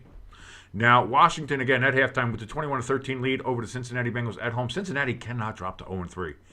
In the AFC North, where the Steelers are 3-0, the Ravens finally got a win, and so now they are 1-2. And it's even a division where the Browns have a win. The Browns are 1-2. If you're the Bengals, you cannot lose this game. But they're losing. So I don't know what's next for them. I don't know what again, they had that quick start. They had a nice, quick, fast start, but now it's now you're really going to have to figure something out here. You're really going to have to figure something out and get this game going. So let me just go ahead. Still going around here, still trying to figure this out. And again, I want to thank you for watching. Everybody who is watching, thank you so very much for sticking around in this chaos. This has been absolute chaos. Not the best Monday night broadcast. Not the best job we've done here. Again, wasn't expecting to have that kind of blowout. This is what I hate. I hate that they do the 2 Monday night games. Either give us one that we can do, or one that's something. Like, just give us something.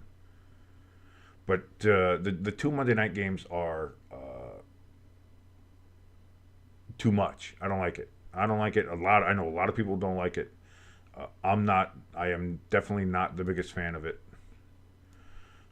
But here we are. We've survived it. We've done what we can with it. And now we're just going to enjoy the second half here of Washington and Cincinnati, and we'll see what happens from there. Thank you so much for joining us. Like I said, if you like the effort, at least. I don't know if the content's been great tonight or not, to tell you the truth. But if you like the effort, and like what we normally do here, please like, share, and subscribe. It does mean a lot. We have links to our donation station down there. It's the Buy Me a Coffee, and our merch store as well. Again, new merch is coming in there all the time. And if you want to see something, let us know. You can join us in the chat and let us know what you'd like to see or what's going on. Because it's definitely not... definitely didn't want to see the rest of that Buffalo game. Because that was getting absurd.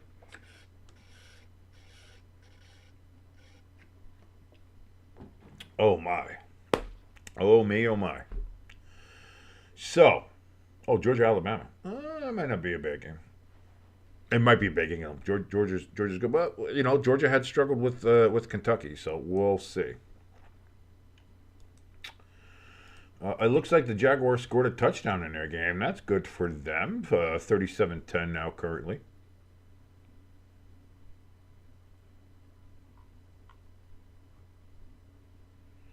Oh, it was 34-10. The Bills got a field goal. Okay, so they're still okay. I get it.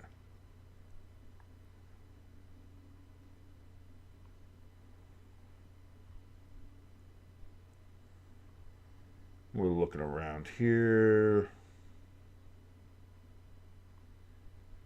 Just checking out Twitter X and seeing. Let's see.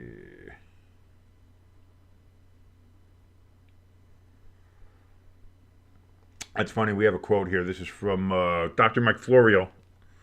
The Bengals defensive back Cam Taylor-Britt had earlier in the week said, about Jaden Daniels, quarterback for the Commanders. They said they don't make him do a lot. They keep it real simple for him. Nice college offense. He was the player that was burned on that deep pass to Terry McLaurin. So maybe people need to learn to keep their mouths shut. People never will, and that's why it's always going to be endlessly entertaining to see people put their foot in their mouths because they don't keep it shut. But that's a great one. That's a good one. But Jaden Daniels is having himself a day right now.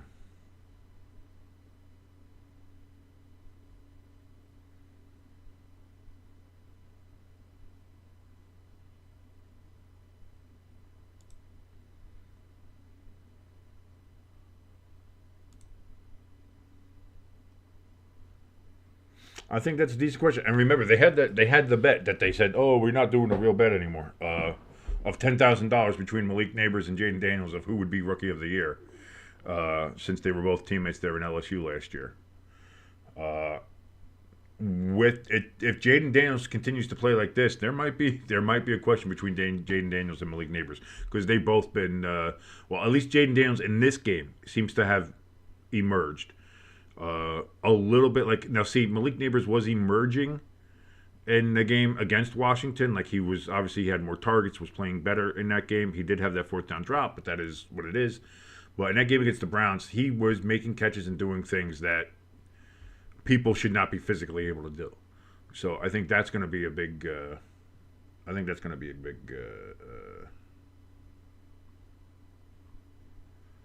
That might be the battle. And it depends on what Marvin Harrison Jr. does down there in Arizona. If Kyler Murray can step up his game like he has in these first three games, even though they're 1-2, Arizona's been impressive. They really have been. I'll say that. So Marvin Harrison Jr. might be joining that conversation as well.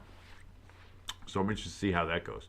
Let me fix these timeouts here. Get them back up to 3 for the second half.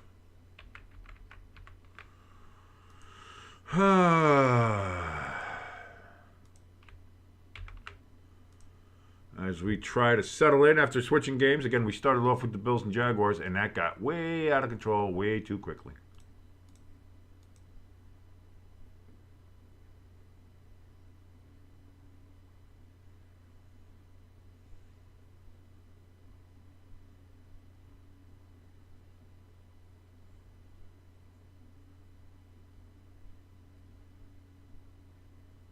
Looking to see if they got any updates on the other game. It doesn't, that's again, it's hard to have an update when you have a blowout going on. It's still a 4-touchdown lead for the Bills in that game. If you want to join us in the chat, you want to like us, you want to share us, like your favorite STD, you want to go ahead and give us a subscription, hit that notification bell. Know when all the other videos coming up. Tomorrow is going to be the countdown with me and Jimbo. That's our power ranking show where we go ahead and list all of our top 12 NFL teams that we see currently at the moment. I can tell you this. I had the Bills pretty high up on my last week's list. I have a feeling they're going to be there or not higher. I think the Bills are going up there. I think we have some other teams that have made some big jumps. I think we've had some teams that have fallen off. I think some teams are. You might have seen that. Early on yesterday, you might have thought, man, they're really going to move back up, and then maybe not so much. So always interesting to see. And then, of course, when it comes to Jimbo's, it's always interesting to see what his crazy ass is going to do with his picks. Again, the Colts were 0-2 and had lost badly in Green Bay, and he put them. They weren't in his top 12, and last week he put them in his top 12 and up at I think 9 or something. So yeah, that was something. What was it? Let me see. I might jump over there while we're here being bored. Let's jump over to the countdown set here. Now, you're going to see it's kind of blank because, we're not in there. This is my top 10. This is my top 12 that I had last week. I had the Chiefs. I had the Buccaneers. Clearly, I think they're dropped. When you get blown out by the Broncos, you're going to drop there. I had the Bills at 3, Saints at 4, Texans at 5. I think you're going to see the Bucks, Saints, Texans probably drop. The Niners you're going to see drop for blow. How do you blow a lead like that? Jets might be moving up. Lions might be moving up. We'll see with the Eagles, man. They're really lucky to get away with the win there in New Orleans. Same with the Ravens. They were blowing out the Cowboys and let the Cowboys come all the way back and almost gave that game away. They almost gave that game away. Then you have the Vikings with an absolute dominating win against the Texans, where we saw the Texans were up at 5. So the Vikings might be moving up. And the Packers with a very big win down in Tennessee, which, I think a lot of people thought you were supposed to win, but people were worried about Malik Neighbors to see how he was doing. And you're not sure. What did Jimbo have? This was Jimbo's top 12. He had the Chiefs, he had the Lions and Niners there as his top, along there with the Texans, the Buccaneers at 5, Packers 6, Vikings 7, Saints at 8, and that's where the Colts at 9. Still had the Cowboys at 10 after that big loss to the Saints. I don't know if they're going to be there for him, but he might be. Again, Jimbo is so unpredictable when it comes to what the hell he's going to do or not. So, always interested to see what Jimbo's going to do. But we're getting ready for the start of the third quarter here. And Washington will receive the ball here first. And this is going to be a dynamic return. And this is going to be a big one to the 40, to the 50. He brings it to the 40, to the 35, down to the 31 of the Bengals. A huge, big, dynamic return for the Washington football team of Redskin Commanders to start the second half, and they are already in field goal range in Cincinnati territory to start off the third quarter. Holy Toledo.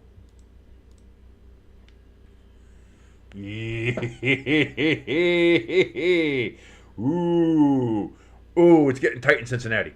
Ooh, it's getting tight. And not in the score-wise, in the chest area. If you're a Cincinnati fan, if you're the Cincinnati executives, if you're a Cincinnati player, getting tight in the chest. We got a handoff here on first down. It's going to be a gain of about 3 yards for Washington.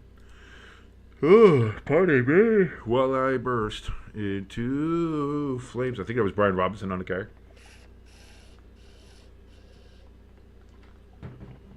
If I'm reading numbers correctly. And I don't know if I am. Sometimes it gets a little off about that. ELS, my brother. Great to see you in here. That's going to be a catch and just about an inch or two shy there for Washington. Yeah, I saw what James Cook was doing, what Buffalo's doing there. It was getting iffy. And Joe Burrow with that opening first big, huge pass to get the 7 points there to Jamar Chase on the 41-yard pass. That's big, but he hasn't been able to get another touchdown here. And again, that's why I don't know if you've noticed with the way the graphics are and the thumbnails changed and everything here. We started off with the Jacksonville-Buffalo game, but I don't know if you've noticed that game is kind of out of control. So that's why we're watching this one. Jaden Daniels on 31 takes the ball himself, gains a yard. First down, Washington football team of Redskin Commanders moving the ball here deep in Bengals territory after a magnificent, dynamic kickoff return to start the second half. Great to see you back in here, ELS. Thank you so much for joining us. If you want to join us and join ELS in the chat and whoever else is in the chat, we got some other people in there too. You want to hang out with us? We got William, we got Mimi, we got come on and join us. It's great. You can like, share, subscribe. Come join us in there. Links are all in the description for our Discord and our donation station. And on the 1st and 10 snap, it's going to be handoff and a gain of a yard there for Johnson.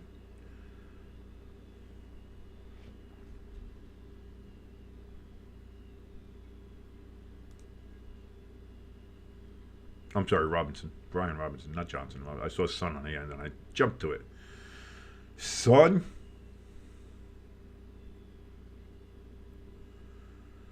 Jaden Daniels, empty backfield here. He's got trips to his left. 2nd and 8 from the 19.5-yard line. Takes the snap, back. Pocket collapses. He's able to escape. He's looking to throw. Now he pulls it down. Gets back to the line of scrimmage, if that, and it'll be 3rd and long here for Washington. I thought I remembered you had McPherson as your kicker. Yeah. ELS there in the chat. Fantasy team. It's squeaky bum time for his fantasy team. We do have a flag, though. Oh, didn't see the flag come in. Late flag. was that illegal use of hands on Cincinnati, and that's an automatic first down.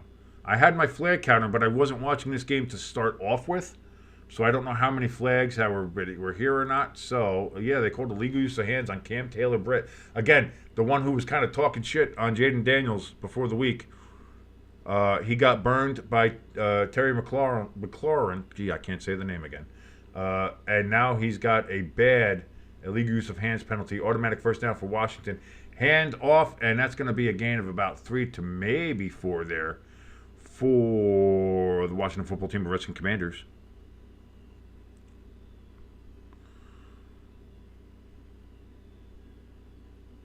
That didn't look like Eckler. That wasn't Eckler, was it? No. That might have been McNichols.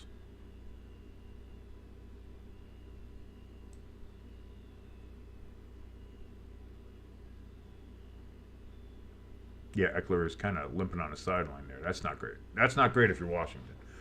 2nd and 7 from the 9 here for Washington. Daniels takes the snap back. He's got time. He throws. And that's going to be caught at the a half-yard line, really. 1st and goal, Washington, as they're threatening to add on to their 8-point lead. That was actually very close to a touchdown, but he caught it just outside the end zone. Daniels hands it off. Robinson still keeping the legs moving. Did he break the plane, or did they say forward momentum stopped before then? They're saying he stopped. He gets right about to the line of scrimmage, if not just a teensy little bit closer. And it'll be 2nd and goal.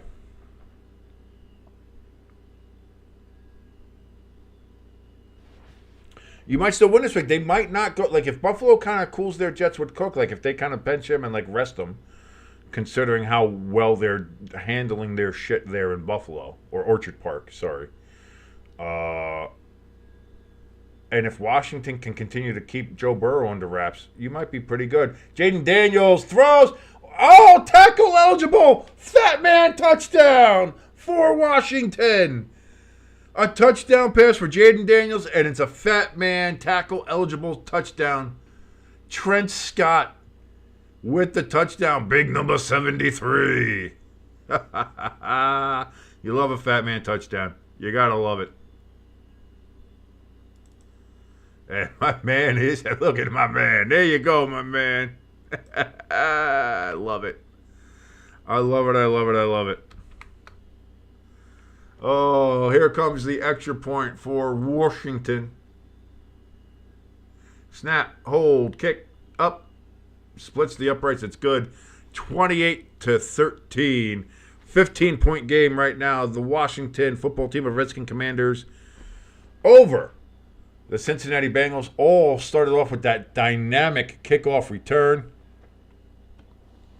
Gotta love a big man touchdown, ELS. You gotta love it. I love a big man touchdown. It's the best. And this one wasn't called back by the refs like the Lions was last year against the Cowboys with that nonsense. So that's good. That's good. Listen, I'm a Giants fan, so I don't like Washington, but I like a fat man touchdown. So that's good. Oh, man. Talk about a surprising result. And this is a game we talked about. Cincinnati cannot lose this game. To go 0-3 in their division, they would be behind the Ravens who have 1-2. They'd be behind the Browns who are 1-2. And then, of course, we have the Steelers 3-0, currently running away with the division with their amazing defense. You can't lose this game if you are the Cincinnati Bengals. So Joe Burrow might have to kick it into an extra gear here, which if you know, for you as your fantasy team, you don't want to see that, as your opponent has Joe Burrow on his team. So you don't want to see that. But he might have to, and if he doesn't, ooh boy, it's gonna get a little tight there in Cincinnati. It's gonna get a little tight.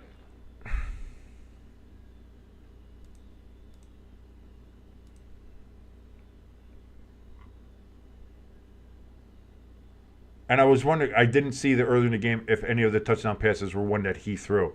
That was, as a matter of fact, Jaden Daniels' very first NFL touchdown.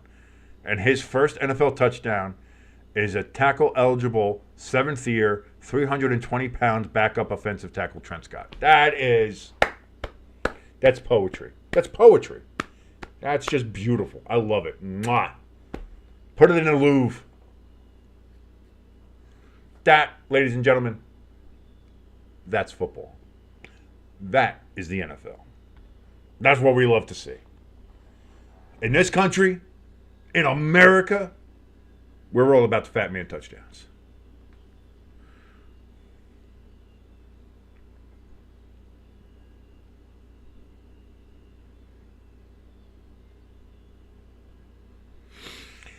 Woo! Still 37-10 in the Buffalo and Jacksonville game. They are in the fourth quarter now. You kind of hope that they just have a mercy rule there, but. And now Cincinnati takes it out, hoping to get their own dynamic return, but they only get it up to the 22-yard line. And Washington firing on all cylinders right now.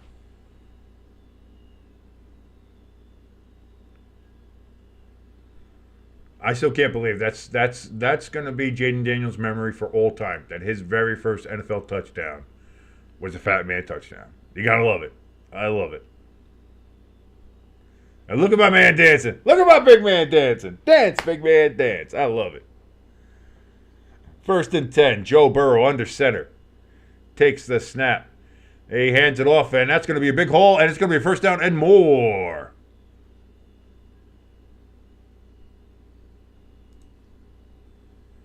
Chase Brown with the carry.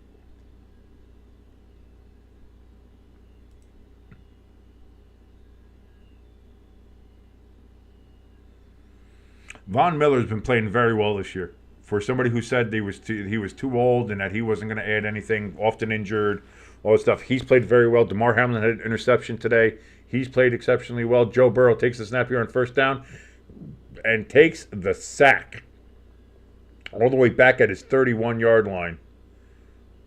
Jean-Baptiste with the sack. Burrow gets up a little slowly. If you're a Bengals fan, you're concerned about that, because he kind of came down a little awkwardly.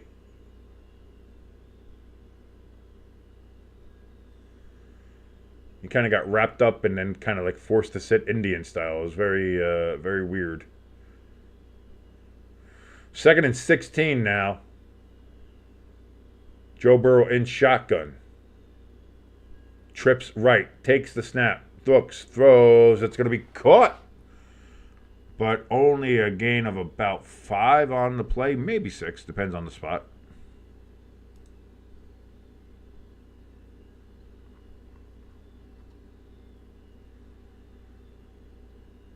Is that Eric All there with the catch? That was 83 who caught it, right?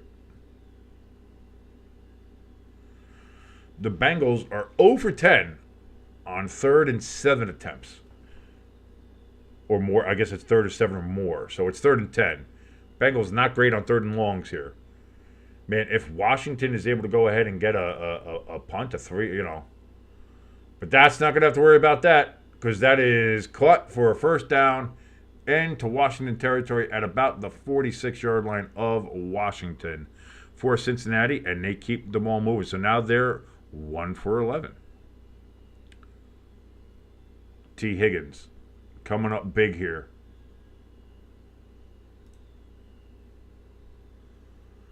And I'll say this ELS too about that Bills-Jaguars game.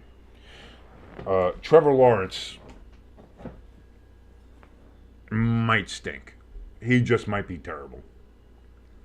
1st and 10 here for the Bengals. We have a play action. Fake handoff. Burrow is running around chasing. Does throw.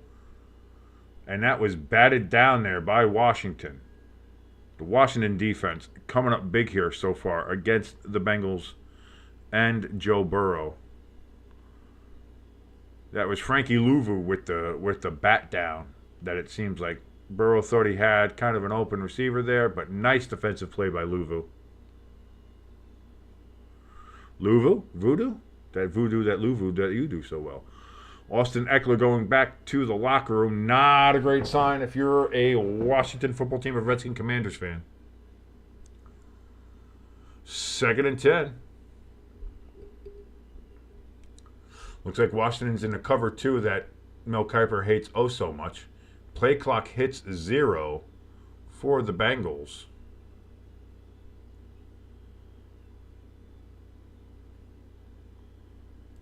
No flag. It looks like that's going to be, they took a timeout beforehand or, afterwards or whatever. But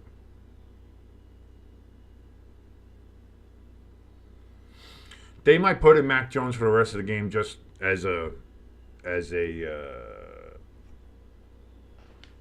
garbage time precaution. Just keep Trevor, relatively injury free, because let's face facts. He is the man they just paid hundreds of millions of dollars to. In guaranteed money and in a long contract and, nonsense. But that's what I was saying. And I've said it a couple times here on this stream already, but me and Jimbo had talked about it in the offseason when that news came that the Jaguars had extended Trevor Lawrence and gave him that contract. Both me and him looked at each other and said, it feels like this is going to be a contract that makes the Daniel Jones contract look good in comparison. And so far this season, I don't think we're wrong in that assessment. As Trevor Lawrence, again, it looked like he was making progress in the last 2 years ago. I was going to say that 2022, and then in the early part of last year, and then ever since about the halfway mark, he had that injury about halfway through last year, and since then he has absolutely regressed. And it has not gone back up. Like you figured maybe the start of the season, maybe he hits the curve, starts coming back up, and starts being the Trevor Lawrence of 2022. That has not happened. So if you're a Jacksonville fan, if you're Doug Peterson, if you're Shahir Khan, if you're anybody there from the top to the bottom, you got to be concerned. You gotta be concerned that, we hitched our wagon and paid a lot of money to somebody who maybe yes. So far tonight, Jaden Daniels is 10 of 11, 152 yards, 1 TD, 0 picks, and sacked once. Joe Burrow, 16 of 22, $179, 1 TD, no interceptions, and sacked twice. Not a bad quarterback comparison here. Jaden Daniels, as a rook, holding his own. 7:05 here in the third quarter, 2nd and 10 from the 46 of Washington. Joe Burrow in shotgun. Takes the snap, looks, quick throw. That's going to be to T. Higgins, and that's going to be an 8 to 9 yard gain. About a 9 yard gain, I would say, if they're going to give him that spot. And they should, because it looks like it's about 9 yards.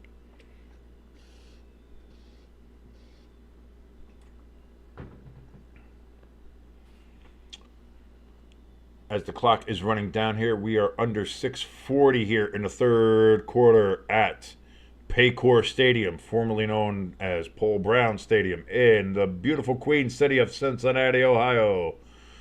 3rd and 1. Burrow and shotgun, man in motion, hands off the ball, and that's going to be first down for the Bengals. Again, that was Moss with the carry.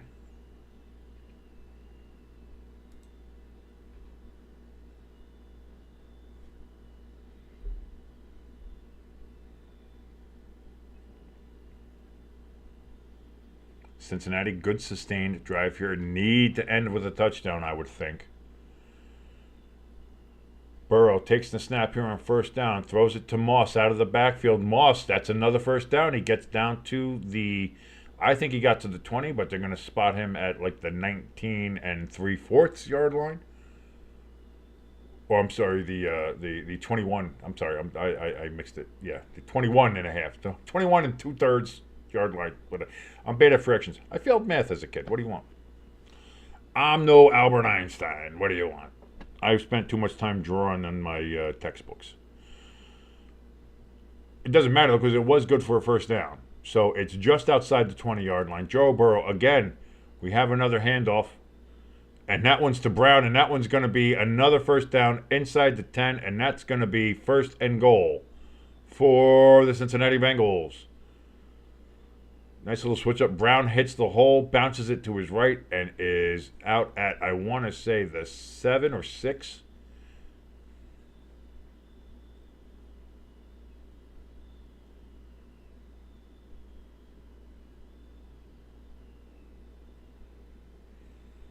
So 1st and goal, 4:42 and rolling here. From the 7, 8. No, this ain't from the 8. That's a bad call. Handoff to Moss, and he's going to be stopped.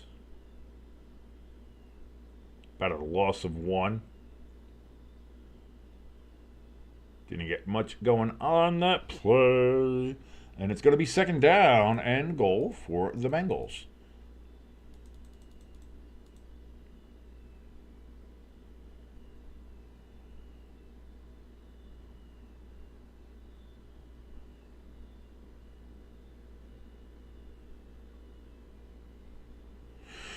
Under 4 minutes now, 2nd and goal from just inside the 10-yard line. Moss in motion. Burrow takes the snap, looks, throws, completes it to Chase, and Chase is fighting like hell. He's down at the 2 is where he will be marked, and it'll be 3rd and goal, 2 yards to go until you reach the glory land that is that beautifully striped Bengal-striped end zone for the Bengals. Looking to get back within 1 possession.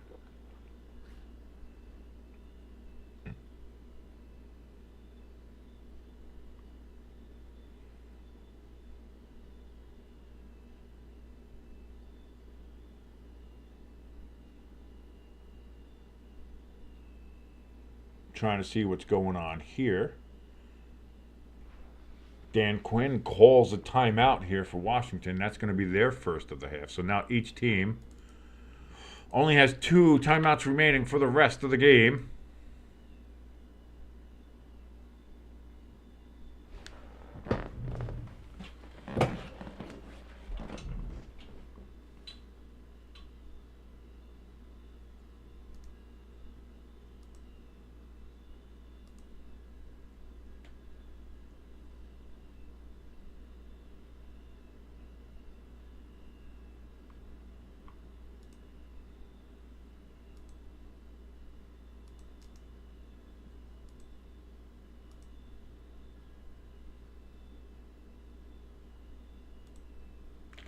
After the timeout, Bengals come right to the line, trying to go real fast here, keep the Washington defense a little bit off, confused. Burrow in shotgun, takes the snap. He looks, he throws. Did he come down with it in the end zone? No, he fell, but was first thing to hit out of bounds for T. Higgins. So incomplete pass, let's see. He catches the ball. 1 foot down, and then the arm is down. So, yep, that's incomplete, unfortunately. For the Bengals, so it is 4th and goal from the 2. You're down 15. 3rd quarter coming to a close. Washington has shown the ability to move down the field and score against your defense. I think this is the right call. You have to go for it. This ain't field goal territory. Burrow in shotgun. Takes the snap. Brooks throws. That's caught. That's in. That's a touchdown for your Bengals. If they're your Bengals. If they're not your Bengals, then I don't know what to tell you. But it's Andre. Iosivison? Nishnishne. Let's try this again.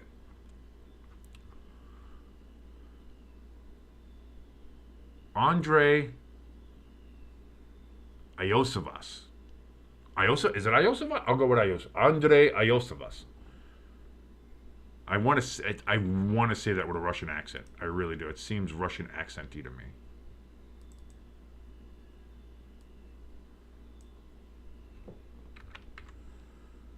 Snap, hold, kick, up, good, and it is now back to being an 8-point game. But we have a flag, ladies and gentlemen. There is a flag.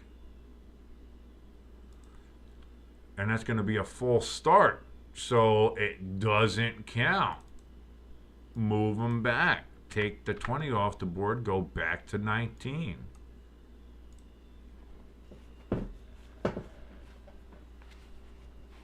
.303 left here in the third. Bengals going to have to try the extra point from 5 yards further back. Will he be able to make it? Lined up dead center. Snap, hold, kick. It's up and it's good. And so we're right back to 20. So we're back to an 8-point game. So 28-20 here. Washington over Cincinnati currently. 3:03 left in the third quarter. We got a good one here, folks.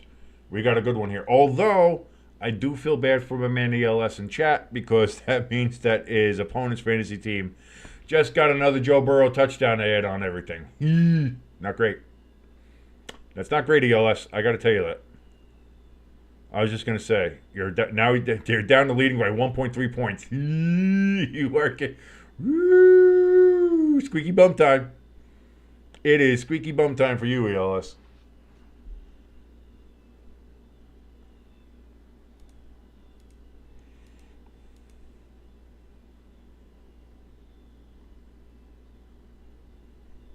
That was definitely not.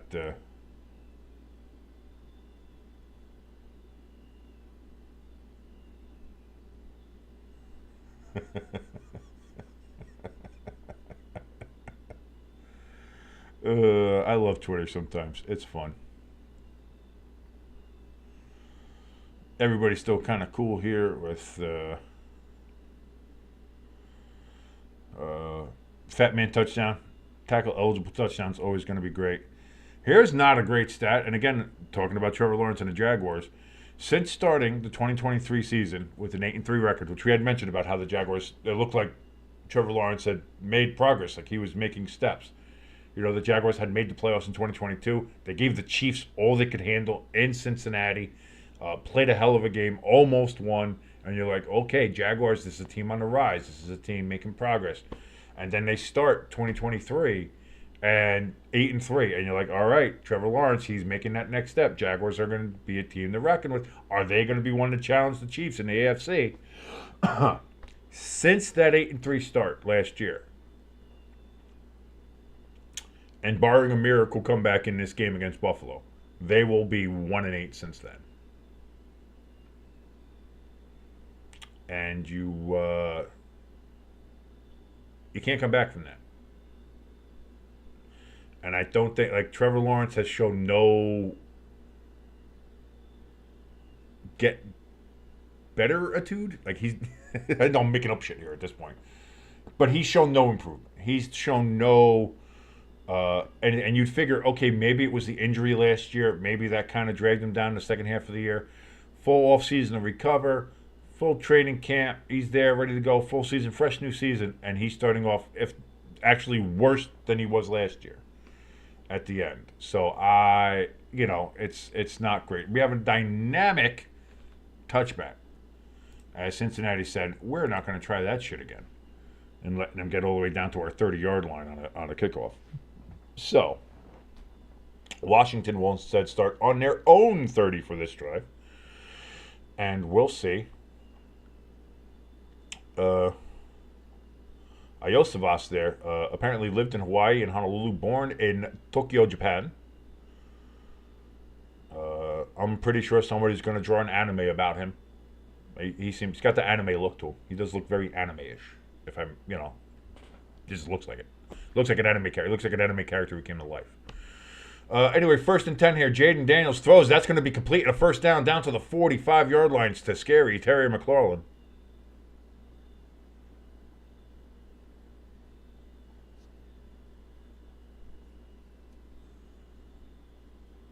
Jaden Daniels looking really good. Like, I'm not going to lie. Like, the fact that now that I see what he's doing here against Cincinnati, the fact that the Giants held them to all field goals, granted, I wish we would have gotten a couple of goddamn punts out of the deal.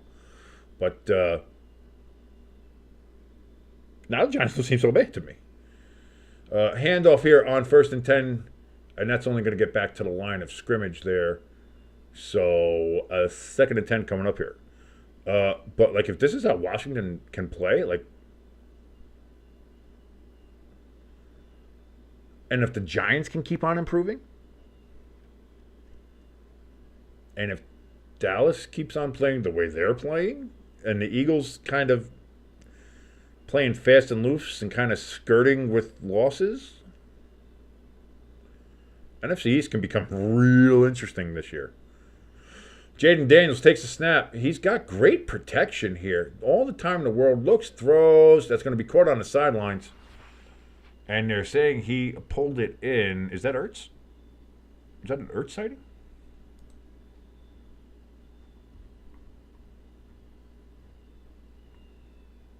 Yes, it was. Former Eagle and Cardinals, Zach Ertz. 3rd and 1. Daniels keeps it, slips, but keeps his balance somehow, gets the first down, and then slides after a 4-yard gain. Kid looks good. He's doing now what I think people were hoping Caleb Williams was going to do in Chicago. And I'm going to be honest, Caleb Williams, I think, has better weapons in Chicago. Granted, his offensive line is shit. Don't get me wrong. But Jaden Daniels is making the steps that you want to see a rookie quarterback make. The progress. He's making progress. We have another handoff here, and that's going to gain only about a yard. The Bills are up now 40-10. We got another field goal there. So a 30-point lead in Buffalo.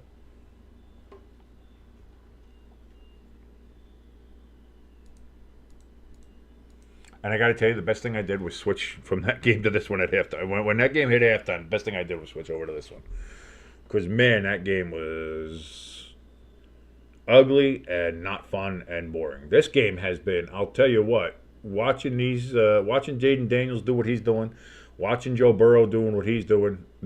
No offense, ELS, but Joe Burrow is, you might not,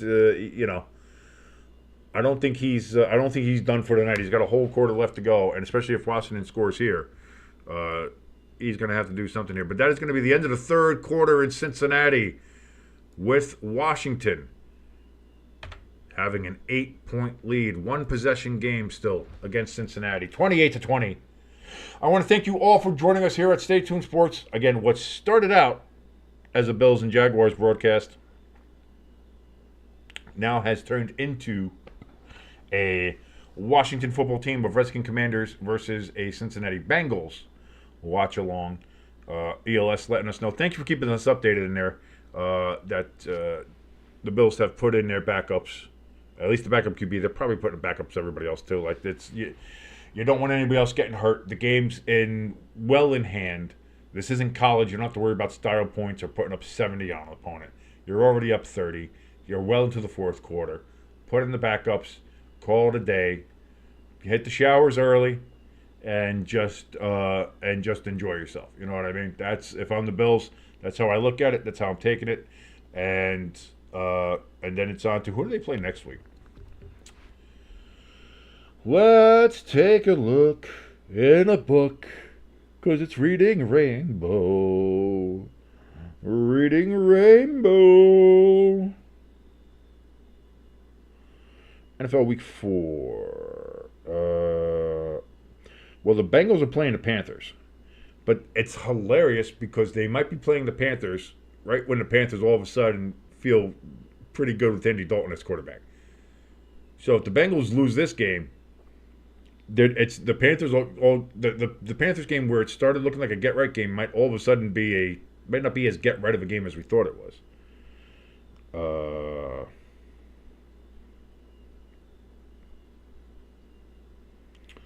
The Bills have their Sunday night against the Ravens. That'll be interesting to see how that game goes. That's a good one.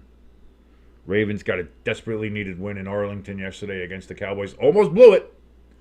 They almost blew it, and that's why I'm still not sold on the Ravens. I'm not sold on Baltimore. I'm not sold on Lamar Jackson. Again, they had a massive lead and almost lost it. Again, they can't close out games, and that's not it's not great. It's not great.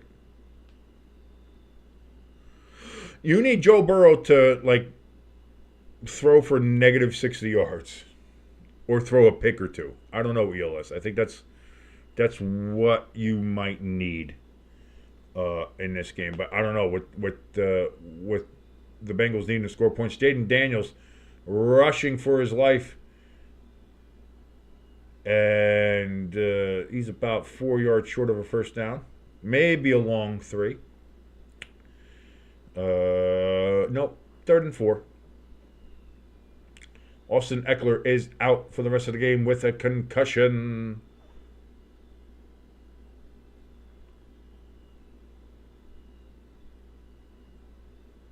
Not great. You never want to see the concussions, as we see, with Tua, and we see now with Austin Eckler. You never want to see the concussions. 3rd and 4. Jaden Daniels in shotgun throws. That's going to be just about a yard short, if half a yard short.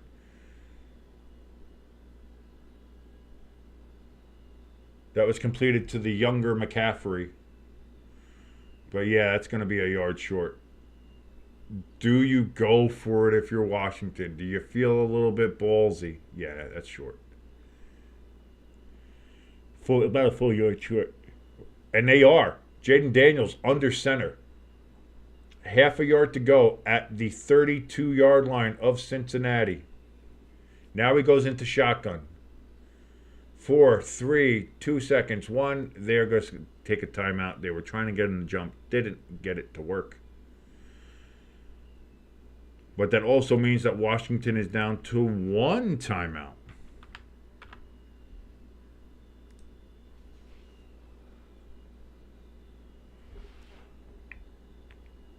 And Daniels is still on the field. Are they still going to go for this? Or is he trying to tell them, get it out? Come on. Interested to see here. Bills score another touchdown. I just see it. Yep, I see it up here on ESPN. They just put the scoreboard up there. Yeah, 46 and about to be 47-10 for the. Oh my dear sweet Lord. 37-point lead, and there's still 4 minutes left in the game, which means that there could still be another turnover, interception return, or something. 4th and 1. Here's the snap. Jaden Daniels keeps the ball, and he's going to gain 3 yards, and that's a first down.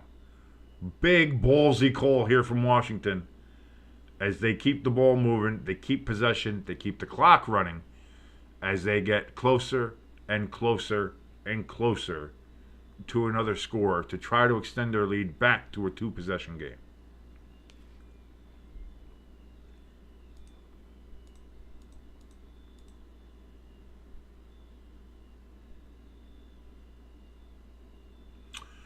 Handoff here for Jaden Daniels on 1st and 10, and that's going to be maybe a half a yard there for Robinson. For old B-Rob. Rob. Pardon me.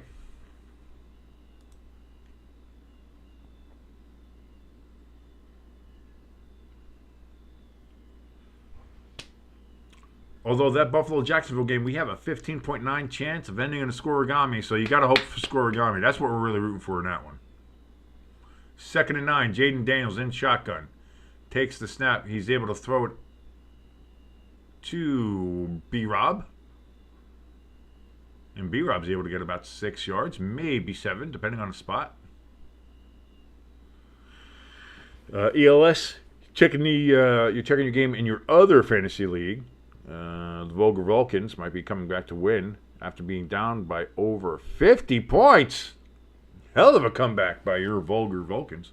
Who do you have? Who do you have on Monday night? Who do you have? Did you have Josh Allen? 3rd and 5. Again, 3rd and manageable here for Washington. Daniels in shotgun. Play clock down to 1. Does get it off.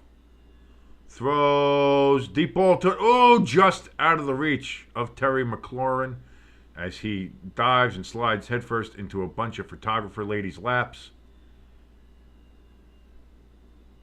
Hope you didn't break a lens. Those are pretty fucking expensive, as my sister-in-law and wife will attest.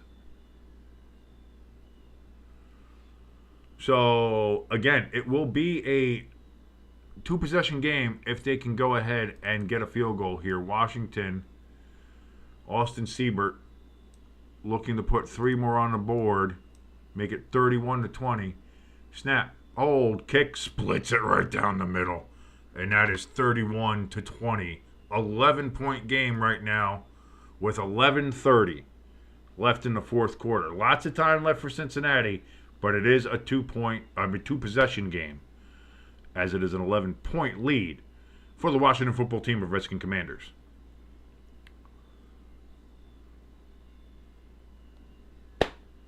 Cincinnati, what are you doing?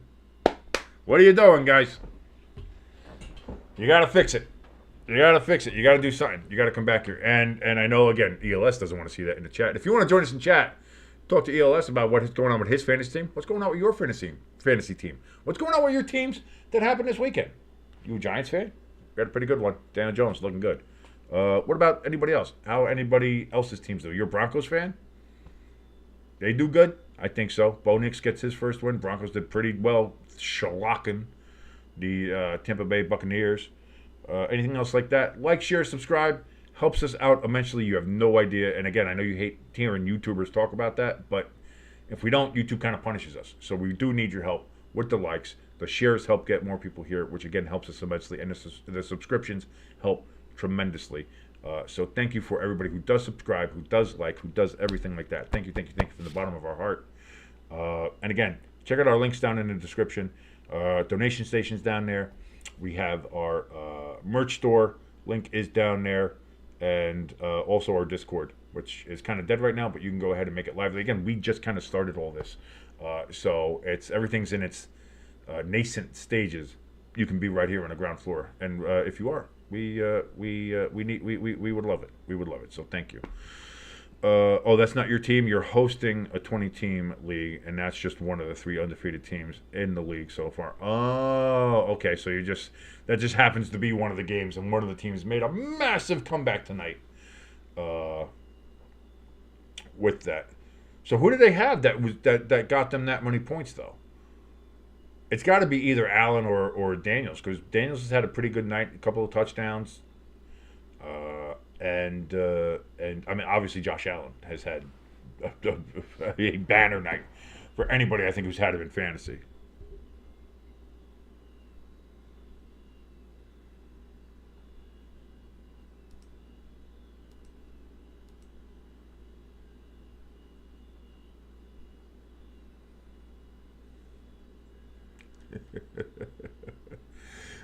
That's you know what? That's actually very smart, and I'll give that up. Brandon Perna, that's good sports. Absolutely, 100% nails this one.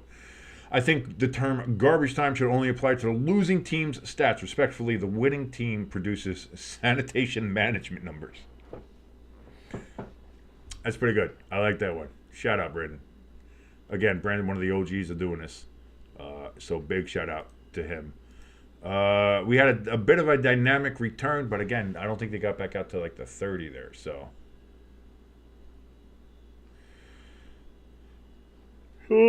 pardon me, doing a bit of a yawn, a little bit of tired.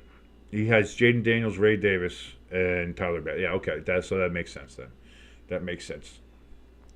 Oh, they did get out to the 30. Okay, 1st and 10 for the Bengals. Joe Burrow takes the snap, hands it off to Moss. Moss is going to break it out to his left, and he's going to get about 7 or 8 yards, again, depending on the spot.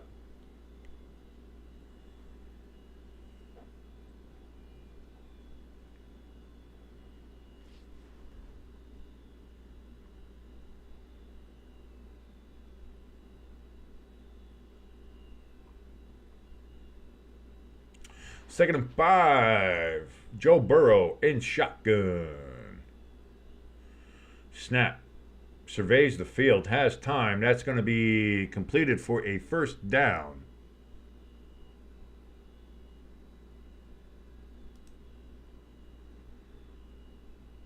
Mike Gesicki there with the reception as the Bengals go to a bit of a hurry up here.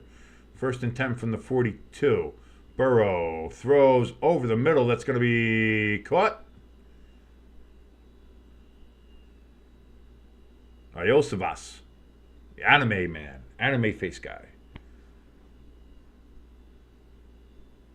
So now the Bengals are in Washington territory. Joe Burrow back, looks, throws. That's going to be caught. That's Gesicki again, and that's a first down. As he kind of goes headfirst into a couple of Gatorade containers. But he gets up, and he's a strong man because the thirst, it's quenched.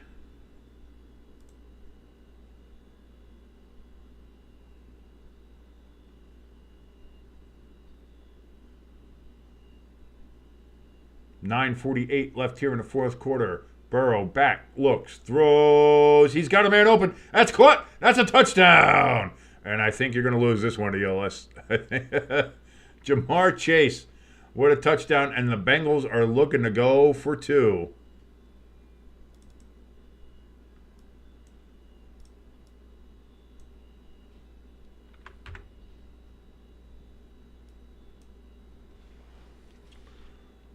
Beautiful throw.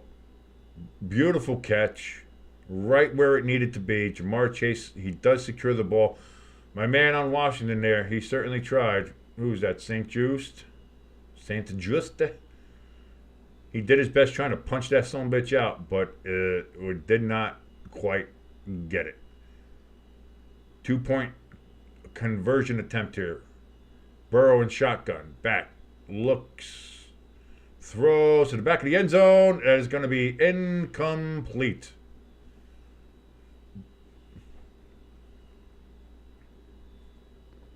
So a 5-point game instead of a 3. Bengals were looking to get it to 3. It remains 5-point, but we are down again to a 1-possession game. And another touchdown, and the Bengals will win. And that's it. You're going to lose the week because of Joe Burrow doing that. But when you told me that your opponent had James Cook and Joe Burrow yesterday, I kind of figured it wasn't going to be a good Monday night for you, ELS. As much as I was hoping, it seemed like the odds were against you, my friend.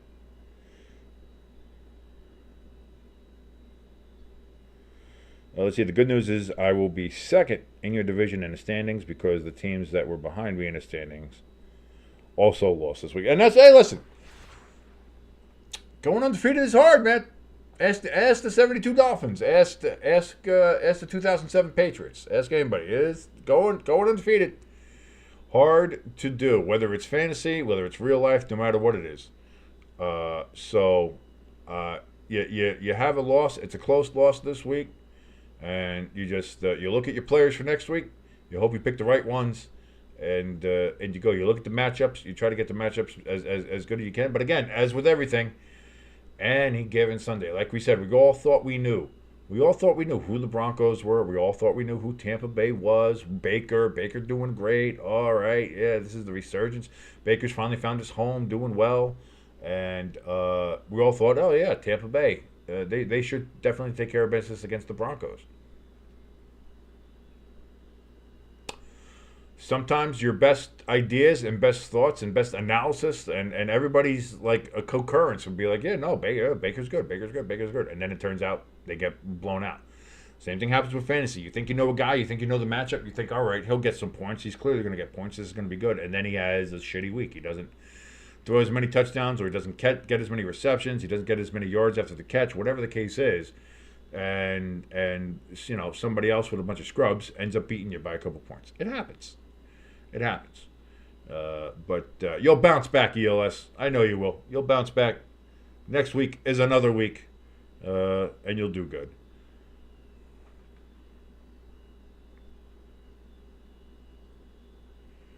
Oh, and the guy you're playing is going to be the only undefeated. And that's what I mean. You're going up against a guy who, again, he's got Joe Burrow. He's got James Cook on his team. Like, he's got some heavy hitters. So he's going to be hard to take down during the year.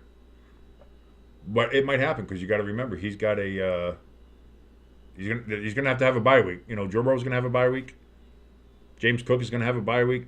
He's got to make sure he's got the right people in there. So that might be the time to get him.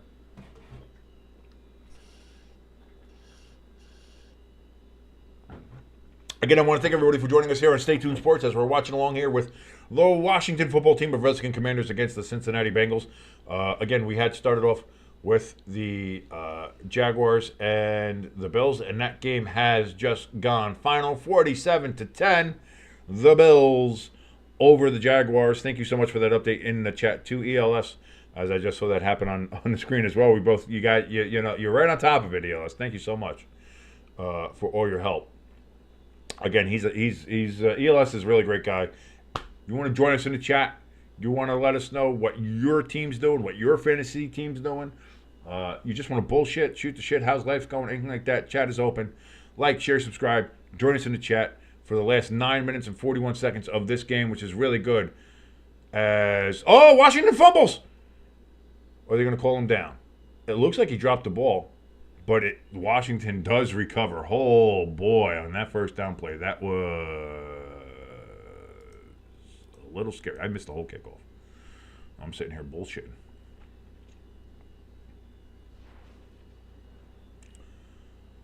So 2nd and 9 after that scary turnover there by Washington. Daniels with the throw. That's going to be caught by Ertz for a first down, makes up for a little bit of that little dropsies he had there. We're now under 9 minutes. Washington looking to drive, looking to put a nail in the coffin in this game, looking to put this away.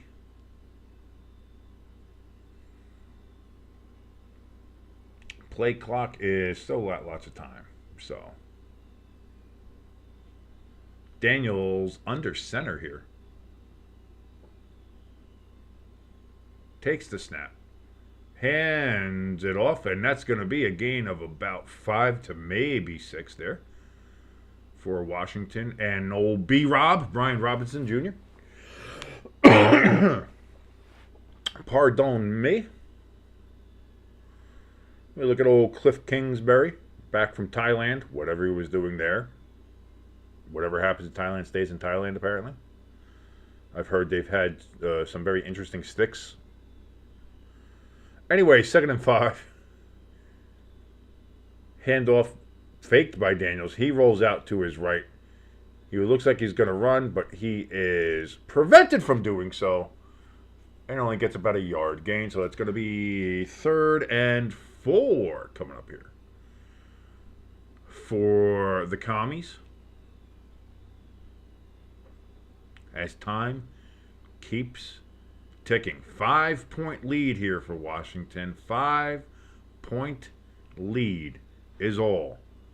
Cincinnati's looking to get a stop here and get the ball back before Washington can score any more points and try themselves to get down the field and take the lead in this game. 3rd and 2. Daniels takes the snap, rolls to his right, looks, throws, has an open man, and that is caught by Terry McLaurin for a first down. And Washington keeps the ball. They keep the clock moving with a fresh set of downs. Time is slipping. Not just into the future, but it's slipping away from the Cincinnati Bengals here. And especially if Washington is able to go ahead and score another touchdown and make it a 2-possession game again.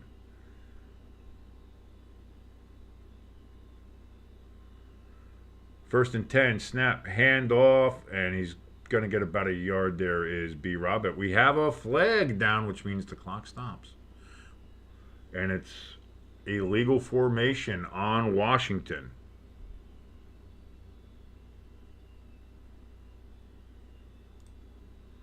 I'm going to say illegal. They might have said false up, but it seemed like the play went. So I'm going to go, because again, I don't have the volume on. So I'm going to go with illegal formation, especially since they've been hammering that goddamn penalty. So.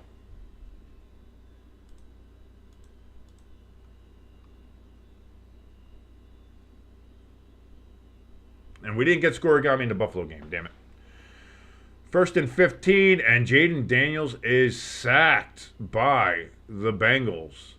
Clock is still ticking, though. So it's going to be 2nd and 20, 21, something like that, close to that. Something very large. And I agree. No, ELS, Jaden Daniels has looked really good in this game. He has made, he's made a jump in progress. That, like I said, I think people were hoping that Caleb Williams did. Jaden Daniels has done in this game. 2nd and 21 here. After that sack for Jaden Daniels. Empty backfield. Quick throw. That's going to be completed. And we go. Ooh! My man got lit up at the 48.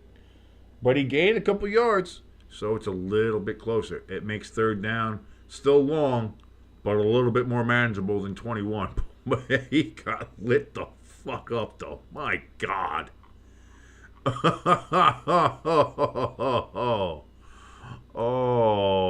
De'Ami Brown, just say hello to.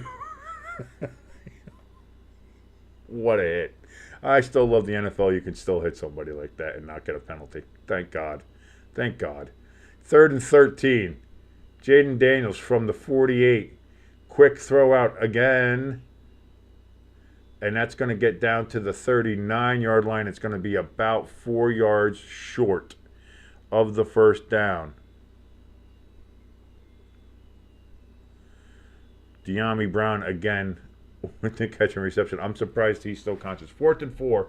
Jaden Daniels arguing to stay on the field. He wants to go. Are they getting the play in?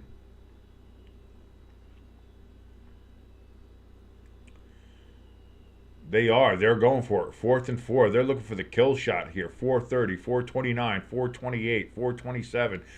Play clock under 5. Snap. Jaden Daniels looks, throws, completes it, and a 1st down to Ertz and Washington. Huge 4th down conversion. Keeps possession, keeps the clock moving, and they are in field goal range now to at least make it 8 points. As there is a fire truck burning ass behind my house here. It's just, he's going. That sounds like an emergency because the Bengals have one right now.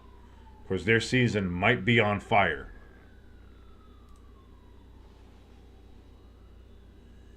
Let's calm down, ELS. Let's calm down with that one. 1st down, handoff to B-Rob, and he gets about a half a yard, but the clock keeps running. 3:33 left and moving. Commanders were a favorite in the NFC East? No. That's a team that couldn't score a touchdown against the Giants. So, no. Again, I don't think the Giants are a favorite either just because we beat the Browns. And I think we might have a chance against the Cowboys now. Like, the Cowboys are in disarray. They have to travel on a short week halfway across the country. The Giants might have a shot on Thursday, more so than I thought they would have 48 hours ago. I still don't think they will. I'll probably end up picking the Cowboys in my picks, but shotgun, snap. Again, it's another handoff. Again, it's only about a yard gain, a yard and a half for B-Rob. But it is 3rd down, and the clock is running. 2:47, 2:46, 2:45. They've been good. I think the question we need to ask here, ELS, is the same one we asked after week 1 with the Bengals. What's wrong with the Bengals? Losing to the Patriots at home, losing here currently to Washington, and a rookie quarterback. And then the other question we have to say is, well, they were close and almost beat the Chiefs, but again, the Chiefs have kind of won by the skin of their skin teeth in their 3 games they've won, and they haven't really looked good doing it. And Travis Kelce has a bit of part of the progress, or the plan there. It seems like in Kansas City, Like, it's just not like. So I think the question is, what's up with the Bengals? What's up with the Chiefs? What the fuck is up with the Cowboys? The Eagles can't seem to get out of their own way. The Eagles won yesterday, despite their head coach. Nick Sirianni did everything to help his team lose that game yesterday. And if it wasn't for Goddard and Saquon Barkley, they do lose that game. Jalen Hurts had another 2 turnover game, threw a pick and had a fumble. Again, like I said, if it wasn't for Goddard, who in my mind was the Eagles MVP of that game, or Saquon Barkley, Eagles lose that game. Those 2 men saved Sirianni's job. So I think there's a lot of questions about a lot of teams, but I don't think anybody is really that, except for the Bills. They're pretty good. 3rd and 7, big throw. Is that caught? That's a touchdown by Washington. What a dime to Terry McLaurin from Jaden Daniels. Wow. And that, ladies and gentlemen, is your dagger. That's a catch, 2 feet in. That's holy mother of loving God. What a catch. What a throw. Caught. 1. And the knee's down anyway, so it doesn't matter. 1 knee equals 2 feet. Thank you, John Madden. God bless you. And that's the dagger. They took all that time off the clock. It is now, once again, a 15-point game. Well, not 15, no. It's a 13-point game. Still 2 possessions, though, because I forgot they went for the 2 points and missed. So, 13-point game. Just about 2 minutes left. Can the Bengals score in 2 minutes? Yes. Can they score twice in 2 minutes? I don't know. But wow, this has been, and I think you'll agree with me, ELS, and anybody honestly who's watching this game, this was Jaden Daniels' coming out party. This was him saying, I was a Heisman winner for a reason. And it doesn't matter if you got rid of Dotson and anybody else that we had here, or if I don't have the weapons around me that Caleb Williams has that they've kind of built around him in Chicago, or any of that. I got Scary Terry, and I was a Heisman winner. And it took me a couple weeks to kind of get acclimated to the NFL speed and see what's going on. But he's gone on the road in a hostile environment against a desperate team that needs this win. They cannot go down 0-3 in this division. And he's gone into that environment and played like this. This is the story tomorrow is going to be 2 things. 1, how good are the Bills? And is Josh Allen an early MVP favorite? And 2, Jaden Daniels just had his coming out party and has announced himself as being NFL ready and has now thrown his hat in the ring back there with Malik Neighbors. Now Jaden Daniels saw Malik Neighbors do what he did yesterday and said, no, now I'm going to go back into the Rookie of the Year conversation. Which now makes me excited for Thursday because I want to see Malik Neighbors do some crazy shit. I want to see him go off. Come on, DJ. Get that connection working with him. That's what I want to see. The $10,000 on the line. Because apparently that's the bet between Jaden Daniels and Malik Neighbors for who's going to get Rookie of the Year. I'd like to see it. And listen, it might make each other better, which is fine. But Jaden Daniels, absolutely, 100% coming out party. And again, Terry McLaurin, we just saw that and said, what an amazing catch. What a touchdown. But for him, he's been doing that with such subpar quarterback play that he's had over the years and he's made people look good. Now he's got someone like Jaden Daniels doing this for him. Jaden Daniels has played an absolute masterpiece of a game for a rookie in his third start. Like I said, to go into a hostile environment against a desperate team with desperate fans that can't go down 0-3. And the way it looks right now, they're about to go down 0-3. 2 minutes and 10 seconds. Can the Bengals change the narrative?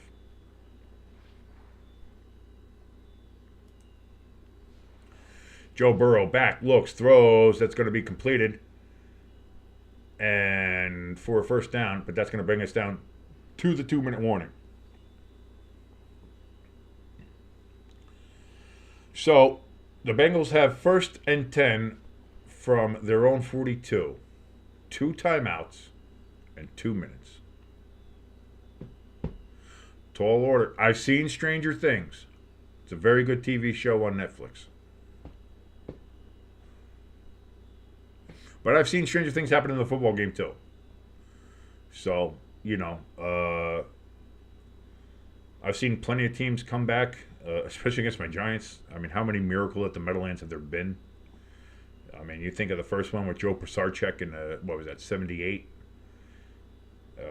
You think about the one with, who was that? I don't want to say, it wasn't Dawkins. It was, Jimbo knows who it was. But we didn't want to punt to him, and then we ended up punting him, and he comes back, and we had the game won, and then lost it on a punt return touchdown. So I've seen plenty of wacky shit happen. I mean, and we all witnessed 28-3. So we've all seen our fair share of strange shit in football games. But this one, if Cincinnati is able to come back somehow from here in 2 minutes and score 13 points, which actually they would probably score, you think about it, it'd probably be 14 points. So if they come back, they would actually they would have to win the game. They'd kick the extra point and they'd win by 1. If they get 2.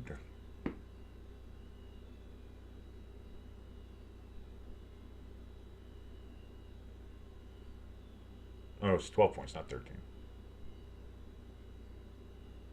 Again, I failed math class, so.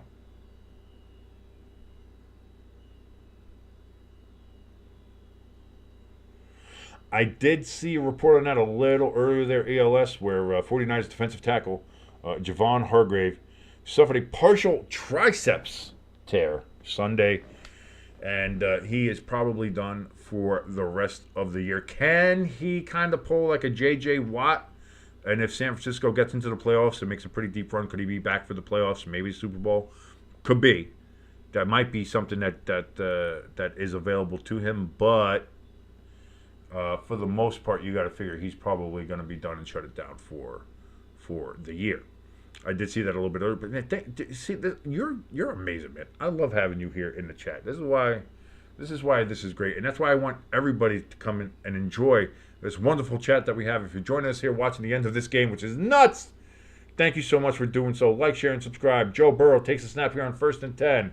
Throws. That's going to be caught across the middle, but he's going to be tackled in bounds, and the clock is ticking. Moss had the ball there. It is 1st and 10 from the Washington 46-yard line. Joe Burrow takes the snap, looks, throws. Again, that's going to be caught, but a slip down by Moss. They're going to say he's down. Clock keeps ticking. 125, 124, 123. Time is ticking away. The Bengals, every second lost is another second closer to defeat.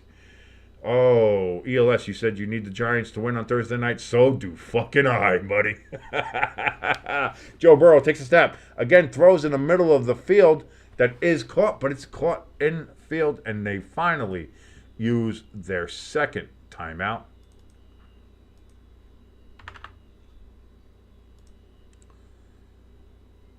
.105.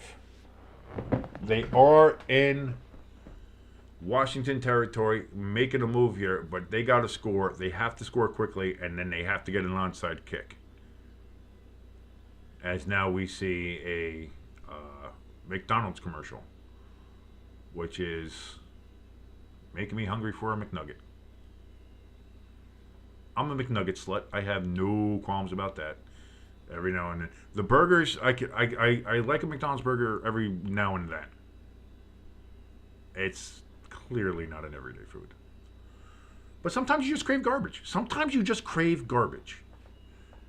And that's why we watch B grade horror movies. That's why we eat McDonald's or Wendy's or Burger King or whatever your guilty pleasure is, or stuff our face with Cheetos on Sundays during football. Sometimes you just crave some garbage, and it's okay.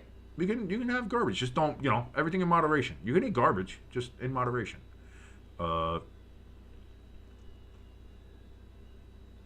That's my philosophy on life. Eat garbage, be garbage in moderation. That's what's gotten me here.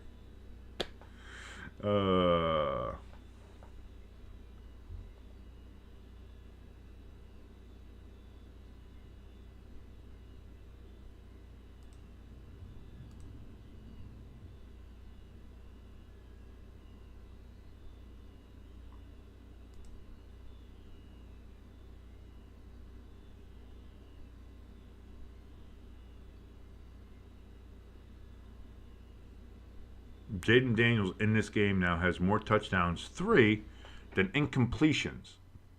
More touchdowns than incompletions.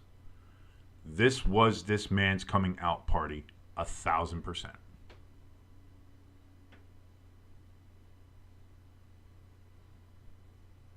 Listen, there's a couple of great burger spots if you can find them. Being from Jersey, I love the diner burgers that you can find really at any diner joint here in Jersey.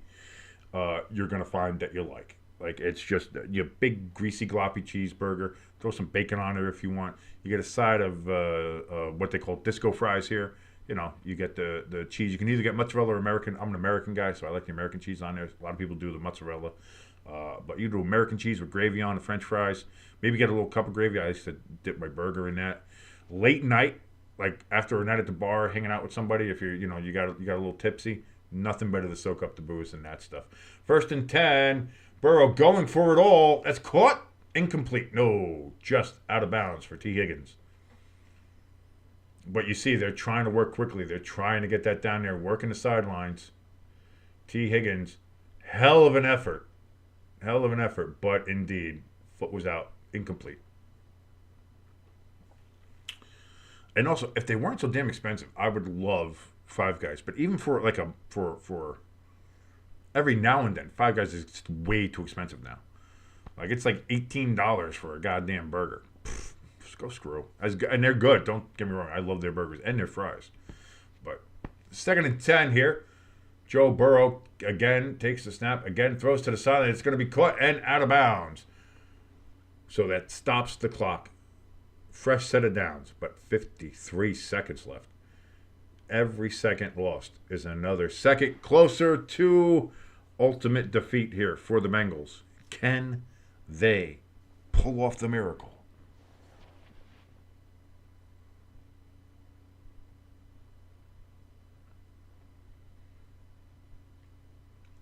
Brother, fried cheese curds. Absolutely. Joe Burrow throws to the end zone. That's going to be incomplete. No flag for pass. Oh, maybe there is a flag for pass interference. And if it's in the end zone, that's something. I didn't see a flag get thrown, but there was one. And he did look back. He did kind of hug him, too. So, Igbagongadenge. I can't read that name. Sorry. I'm going to call him Iggy. But it was, indeed, pass interference in the end zone. So the Bengals get it at the 1-yard line. 46 seconds left. By the way, poutine, the Canadian dish with the French fries with the cheese and melted cheese curds on it, gravy, that's good. Gravy, melted cheese, that's incomplete pass there on 1st and goal for the Bengals. 43 seconds left. Canadians got that shit right. It's basically the Canadian version of disco fries, where you get the French fries, you put the cheese curds on them, and they're cold, but then you also put the hot gravy on top of it. So then you have the hot fries and the hot gravy. That melts the cheese curds onto the fries, and you eat it all together. Oh, beautiful.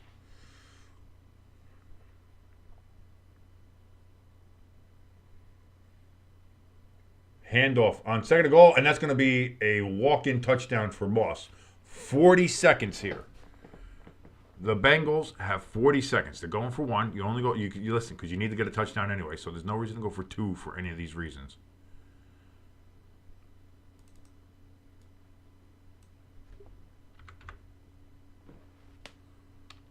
And yes, I know Wisconsin, dairy capital of the world. It's great. Jersey's got great dairies too, though.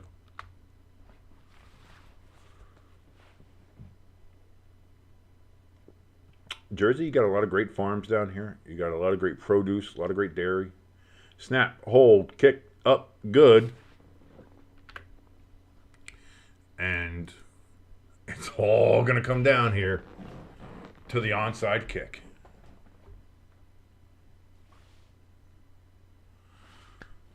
Yeah, ELS, how do you not love poutine? You know what I mean? Like I said, I'm a Jersey guy. I'm Jersey born, Jersey bred. When I die, I'll be Jersey dead. And you know, when you grow up with having cheese fries with gravy, or disco fries. I never called it disco fries, but apparently that is the nomenclature here that people use. People here also say pork roll when it's clearly Taylor ham. So people are wrong, but. Be that as it may, the point of the fact is cheese, gravy, any kind of cheese product, any kind of gravy product, and any kind of potato product put together is going to be fucking delicious. So, and that is where me and you part ways, ELS, because I am a cheesecake fiend. I love cheesecake. I do. I'm a diabetic, so I can't have it a lot. But every now and then, I enjoy a nice, rich piece of New York-style cheesecake. Give it to me, please. Oh, so good. Especially fresh fruit on the top of it, whether it's strawberries or blueberries or raspberries, whatever it is. Oh, you little fresh fruit on top of that? Let's go. That's good times. Here it is. Onside kick time here for the Bengals. That kick is up. It is popped up in the air. It bounces around, but nope. It is going to be recovered. I don't think it went to 10 yards anyway. There's a flag. It's probably going to be for your illegal procedure. Or did somebody jump first? And that's going to be all she wrote, ladies and gentlemen. If this goes the way it's looking.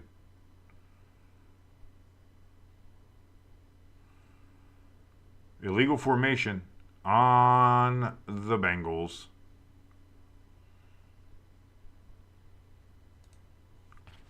So that's gonna do it.